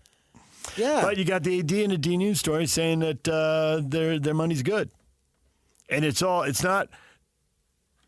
I mean, it's being done privately. I don't think you can get this kind of stuff through the Freedom of Information Act. Multiple people will try, but I think if you could, we would be seeing a lot more of this stuff by now. The D News has written about 20 stories about that to try to get that available. The Utah legislature has shielded it, but there's now that law. We had the legislator on PK, and his new proposal would actually open those up to be able to be FOIA. Right. But not just this state, Yes, because but you need to know this state. Across the union. But then you want to know, okay, well, what's the rest of the Big 12 got, right? So. And that's the problem. What's happening in Texas, every Kansas, state Iowa, has blah, blah, its blah. own rules, regulations, and laws on this. How much money does ASU have, Yock? That's what we want to know. And how much of it came from PK? Oh, and I would hope that they would put 98% of it into football. I couldn't care less about their basketball team. And it's so funny because I texted you. I want them to have as much as possible. I texted you last week. I was having lunch with a guy, and I knew he was an ASU guy because I've known him for a while. And he mentioned that he was born and actually grew up in Jersey. I'm like, where? Turns out like a few miles from you. And you moved for 9th grade. He moved for 12th. And then he went to ASU and did the journalism thing like you. And he's older. He's retired and in his 70s now. Oh, I'm a young buck. I got years to go. And we were talking about football, and I said something about basketball. He goes, I don't care about ASU basketball until they care about it. Why should I care about it? I'm like, wow, this guy is another Patrick Kinahan. Yeah. For me, it was growing up in the Northeast where it was so pro-oriented. I didn't really get into college basketball until I came here and started covering it. There were other people there, so I couldn't monopolize the conversation. We had a little side conversation for a few minutes, like I usually do. But this is with people I like. So how about that? So but he was down on him. He's like, yeah, they don't win. What's the point? He's way into football. He's way into that. I didn't even get to ask him about ASU baseball if he's into that. I'm into that. I know you are. Or I was. I know, and I was surprised how many parallels there are between you and him, and there are a bunch. That was my first love. I texted you. The State Press, was that the college paper? That's yeah. Yeah. Did you write for that? I did not because I had transferred over to broadcasting. Oh, okay. All right. I'll tell him that. He was curious. Yeah. He knows who you are. I was when I went to ASU, that's when I made the switch. Yeah. DJ and PK, it's 97.5 The Zone. Everything you missed in this show. What a win for BYU. A nice win for the Aggies. We will get to all of that. And the Jazz. What are they doing? Are they going to be doing more of it? That's coming up. Stay with us. Accessing. This is Hans Olsen and Scotty G. Athletic Director at the University of Utah, Mark Harlan. What was the conversation like at the end of the football season when Kyle Whittingham said, you know what, I'm going to run this back for another year? I said, hey, are you going to be at the Salt Lake Country Club every day? Or are you going to be down in the Eccles football facility? What are we thinking about, right? I mean, that's always what we do. At the end of the year, we talk about what he's feeling. He asked for a little bit more time to go through that process in his head. You know, we had that last game, a neat victory out at UCF, and came back, and, he took the time he needed. We sat down when he was ready to talk about it, and he and President Randall and I, and he said, guys, I want to come back. I want to get this thing back to where I know it should be. Got a great plan for that, and walked us through what he was thinking with the OC situation, and, I could see the fire coming out, and I said, let's go. Catch Hans and Scotty weekdays from noon to 3 on 97.5, the KSL Sports Zone. DJ PK, 9 a.m. Slacker Radio Headlines brought to you by Trajan Wealth. Call Trajan Wealth today, your local trusted financial fiduciary, 801-899-7600, or visit their website at TrajanWealth.com. Time to get you up to date on everything that happened in today's show. And PK, we have not mentioned this, but the state basketball 6A quarterfinals are underway today. Are you intrigued by anything you're watching right now? Yeah, don't bother me, man. I'm busy. Corner Canyon and Bingham in the first of the quarterfinal games today. Ooh, Corner's best player just went out hurt. That's not good. Playing Bingham, they're both 17-7, and they were both. They met twice in regular season. They were both 3-point games with the visiting team winning. So, all the drama. Soak it up. If their leading scorer, I think he's committed to Boise. He just went out hurt. Noah Bendinger. Yeah, so that kind of stinks. We need Big Mo Brown to come up. We need Brighton. This kid's named Brighton. He needs to play well. I think Valdez might be his last name. Jackson Brown's son, Huddy. We need him to come off the bench and hit some threes. Harriman 22-2, Davis 21-3. There's your, the top of the 6A. We'll see how that all plays out. Keep you updated on the drama throughout the week. They're ranked 1 and 2. All right, we talked a lot of college hoops today. We talked some Jazz hoop today.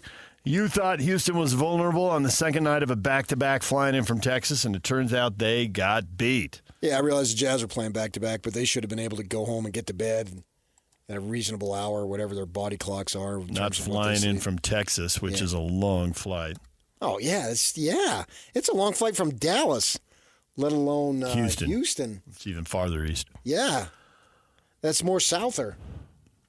So, yeah, that was and they played well. That's taking nothing away from the Jazz.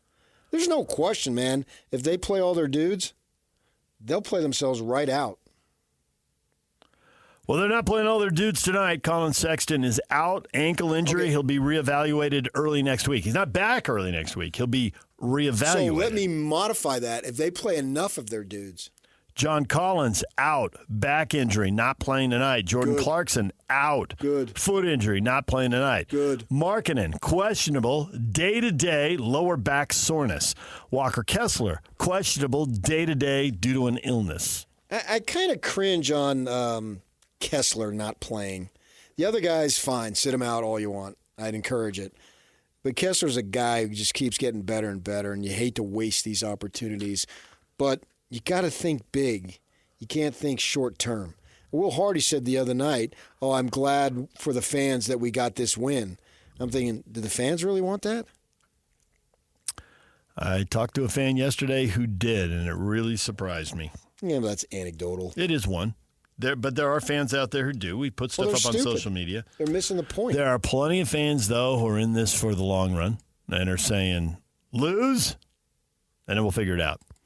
Lose and get a great pick, because we got players there who are going to come in and help this team and turn around this dismal record to being pretty good and making a jump and then going from there and then making another jump. There are $4 tickets available in the Upper Bowl tonight. Looks like Upper Bowl on the second-hand market is anywhere from $4 to $25. And you can get into the Lower Bowl for $20 to $40, depending on where you want to sit. Oh, tonight, man, I'm going to sit and watch the game in my underwear with the dog. My wife's got parent-teacher conference. I'm going to have DoorDash, tacos, pizza, cheesesteaks. You are not. You are so careful about your diet. You'll have a salad or a bowl of soup. And if you really go crazy, you'll have soup and salad. No, tonight I'm going nuts. Donuts and soup? That's gross. I'm going to put the donuts in the soup. Hans and Scotty talk a lot of food. Let's run this by them. I need a ruling from Hans on donuts and soup. But here's my chances, man. She's tied up till like 8 o'clock. I'm free all day. Jazz game at 7. I'm going to throw down a couple of you-know-whats and just toss them randomly. There's nobody to say, pick that up. No, I got to clean it up by 8. She gets home at 8:15 and the place is a wreck. She's going to want to know what happened. Yeah. Party time. Come on over to my house tonight. Watch the first half. Houston and Texas Tech on ESPN at 7 o'clock tonight. That's number 5 Houston at number 9 Texas Tech if you like your Big 12 basketball. I do. I'll check that out. I love watching Houston play. It's a good game to channel. Just have them guard the crap out of you, man. Yeah. I know Majerus and the Great Beyond would have a huge smile on his face. He would compliment Houston like there's no tomorrow.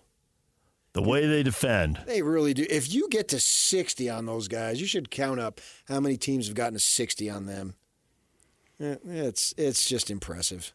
Way to give me something to do. They're 23-4 with only one loss. They're going to be the regular season champs. Auburn beat them 74-69. Alabama beat them 85-80. But we're talking about, some of the elite teams in the country right there. Exactly. San Diego State was 73-70 in OT. San Diego State got to 65. It was tied at 65 going OT, and then the Aztecs won. But to your point, then they go on a winning streak, and nobody's getting to 60 until UCF. Houston won that 69-68. UCF. Team that just beat the Utes to break a 7-game losing streak. And then they almost beat Houston. That's just crazy. You just never know, man. You never know in this game of college basketball. It is the most unpredictable, high-level sport we have. 9 of the 27 teams have scored 60 points. 18 have been held underneath it. So there you go. Yeah, that's what's that? Two-thirds. Two-thirds have gotten less than a quarter. 2/3 have been held under 60. BYU, great win. You were just checking John Wilner's headline. You agreed 100%. Oh, immediately, yeah. Great win for BYU. It's not a bad loss for Arizona. I don't understand why their fans went so berserko. All right. You lost to an NCAA tournament team. That's not going to hurt you at all. I wouldn't penalize Arizona in the least bit for that loss. So their 2 home losses in conference are Houston and BYU. All right. Not a killer. But you beat BYU and you beat them up good here. What was more impressive? You can argue, obviously, Arizona, they didn't need no Tony Badia's bad call and all that. No. That was an impressive stretch run they had in Provo. And BYU, man, got him back. Saunders stepping up to the line. It's really cool to see a kid like Saunders just develop and literally blossom before our eyes. And Kevin Young, who knows way more about it than I do, telling us he's an NBA player. That's awesome to see. Utah State beats San Diego State at home. And could you imagine, bleep the Presbyterians? No, it doesn't really work. Bleep the 7-day event? No. It has to have 2 syllables. Like the Episcopalians, that's too many syllables. Who in their right mind, anybody right now today, spell correctly, without spell check, Episcopalian? It's impossible. That's difficult. Once you get to 10 letters, your degree of difficulty's gone way up. Yes. You got a bunch of O's and I's there. Jay Drew with a story about, and I don't know who it was now without it right in front of me, but a story about Jewish organization coming out the in Federation support of BYU, and fans can't be saying stuff like that. Well, the quarterback is Jewish. You got one of their own right there. I don't know if you heard that. I did hear that, and Jay does reference it in the story. Oh, he does? Yes, and he also referenced in the story the fact that while there have been, I think, 5 high-profile incidents over the last 5 years, somewhere in that ballpark, with fans chanting stuff at BYU, that the quarterback, who you just mentioned, Jake Retzlaff, talked about hearing other things. Because there are times as a player, you hear 1 or 2 people saying something as opposed to a whole section or rows of people or thousands of people or whatever it might be. It was Providence earlier this season, and in the recent past in football. Yes, the one in Rhode Island. And in past seasons of football, Oregon, USC, and there was something involving the Stanford band. Yeah. I've heard it. Yeah. It's we got a lot of feedback about that coming up next. Let's take a break. They're whipping boys. We will get to that next. Stay with us. And it's all over almost here. Don't go nowhere. DJ and PK, it is time for your feedback. BYU beat Arizona on 2 late free throws by Richie Saunders. The ref's call was controversial. The handshake line gets heated. Crowd chants bleep the Mormons. 80 issues an apology. How about that game? So many takes off this. Brant, always difficult when a controversial call determines the outcome of a game. Dave, who cares about the chant or the handshake line? It probably was not a foul, along with the 3 on BYU down the stretch. It was questionable as well. Great game. On to the next. I hate the handshake line. We should have a discussion on that. Ban the handshake line. I never participated in it, and I always got lit up for it. Brian, are you telling me BYU won a game because of poor officiating? That seems to be a common occurrence in the Big 12. No, BYU won a game because Richie Saunders stepped up to the line and made 2 free throws. Yeah, and also had a big 3-point play in the final minute. As an LDS Utah fan, the crowd chants were wrong, but BYU players and fans' reactions after their gifted games are what piss other fans off. Humility is lacking in Provo. Lacking? I don't even think that it has ever been. Ever been? No. You are not going to outbid us. They're the cockiest bunch of you-know-whats ever been born. Humility. Come on, they're so humble. BYU and Coug Nation always demand apology when other fans do something, but never apologize for their bad behavior. Look at this Cougar taunting the crowd Saturday, sending photos. This, I think, is actually what was asked about in the postgame. We ran the postgame earlier this morning, and they were asked about the behavior of number 5, to which Kevin Young said, which team? That's number 5. That's Boscovich.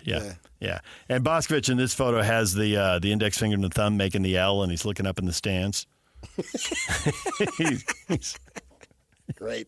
He's European, though. That's what they do over there. They throw batteries at people. Don't they? We've all heard those horror stories. Oh, yeah. Pace have like 500 horror stories he tells us about. They hold coins up to cigarette. They're smoking indoors, so that's got to be easy to run up and down the court. And then hold the cigarettes up to the coin, heat the coin, and then throw the coin at the players. Yeah. And I've talked to multiple guys. Once I heard that story one time, and they all, oh, yeah. Yeah. And that curved, when you see the international soccer games with the curved plastic thing over the bench, they use that in basketball, indoors, to protect the guys sitting on the bench so they don't get hit by stuff. Like a dugout roof? Yeah, it's like a mobile dugout, exactly, with a roof. Nice. Because the fan behavior is so bad. European. He's thinking, wait a second, all I did was a hand gesture? That was nothing. I told a guy he took an L, and you're going nuts over this? But yes, at least if I'm going to get criticized, I should have thrown a roundhouse. We can get Thurl and Pace on this week, and they will both say, make sure you come with 3 good stories about European crowds, and that'll be easy for them. They'll have stuff that we wouldn't even think of doing over here. Pace actually has a story that when he came back and he had just married Gaia. And they went to the Jazz. He got tickets to the Jazz Bulls NBA Finals game, and Bulls fans sat down next to her, and she started to get all tense and worried. She's looking at him, Pace, look, because she grew up in Italy, and they have sections for one team and sections for the other. So they don't even intermingle? No, there's fences between them. There's security guards between them. In some stadiums, there are fences between them. But not basketball. Oh, yes. I don't know about basketball. Fences on indoor arenas. PK, yeah. They've got... They are pretty incredible in terms of their fan support over in Europe, but they've had bad stuff happen. They've had terrible stuff happen. And we know they die in soccer games. Yeah, well, they're lighting flares in these indoor arenas. Oh, yeah, Pace has talked about flares in indoor arenas. Batteries being thrown at guys. Yeah. What the heck? So, and he's like, relax, it's different. It's going to be fine. And then it was fine. Yeah, but she didn't know. Get hit now. Oh, I see what you're saying. She didn't know, but she was before the game. Oh, Bulls fan sitting next to him. Yeah, look at this. And he's like, it'll be fine. You're not in Italy now. So. Yeah, he's a Paisan. All right, DJ PK, it's 97.5 The Zone. We're out of time. Jake and Ben are coming up next right here on The Zone.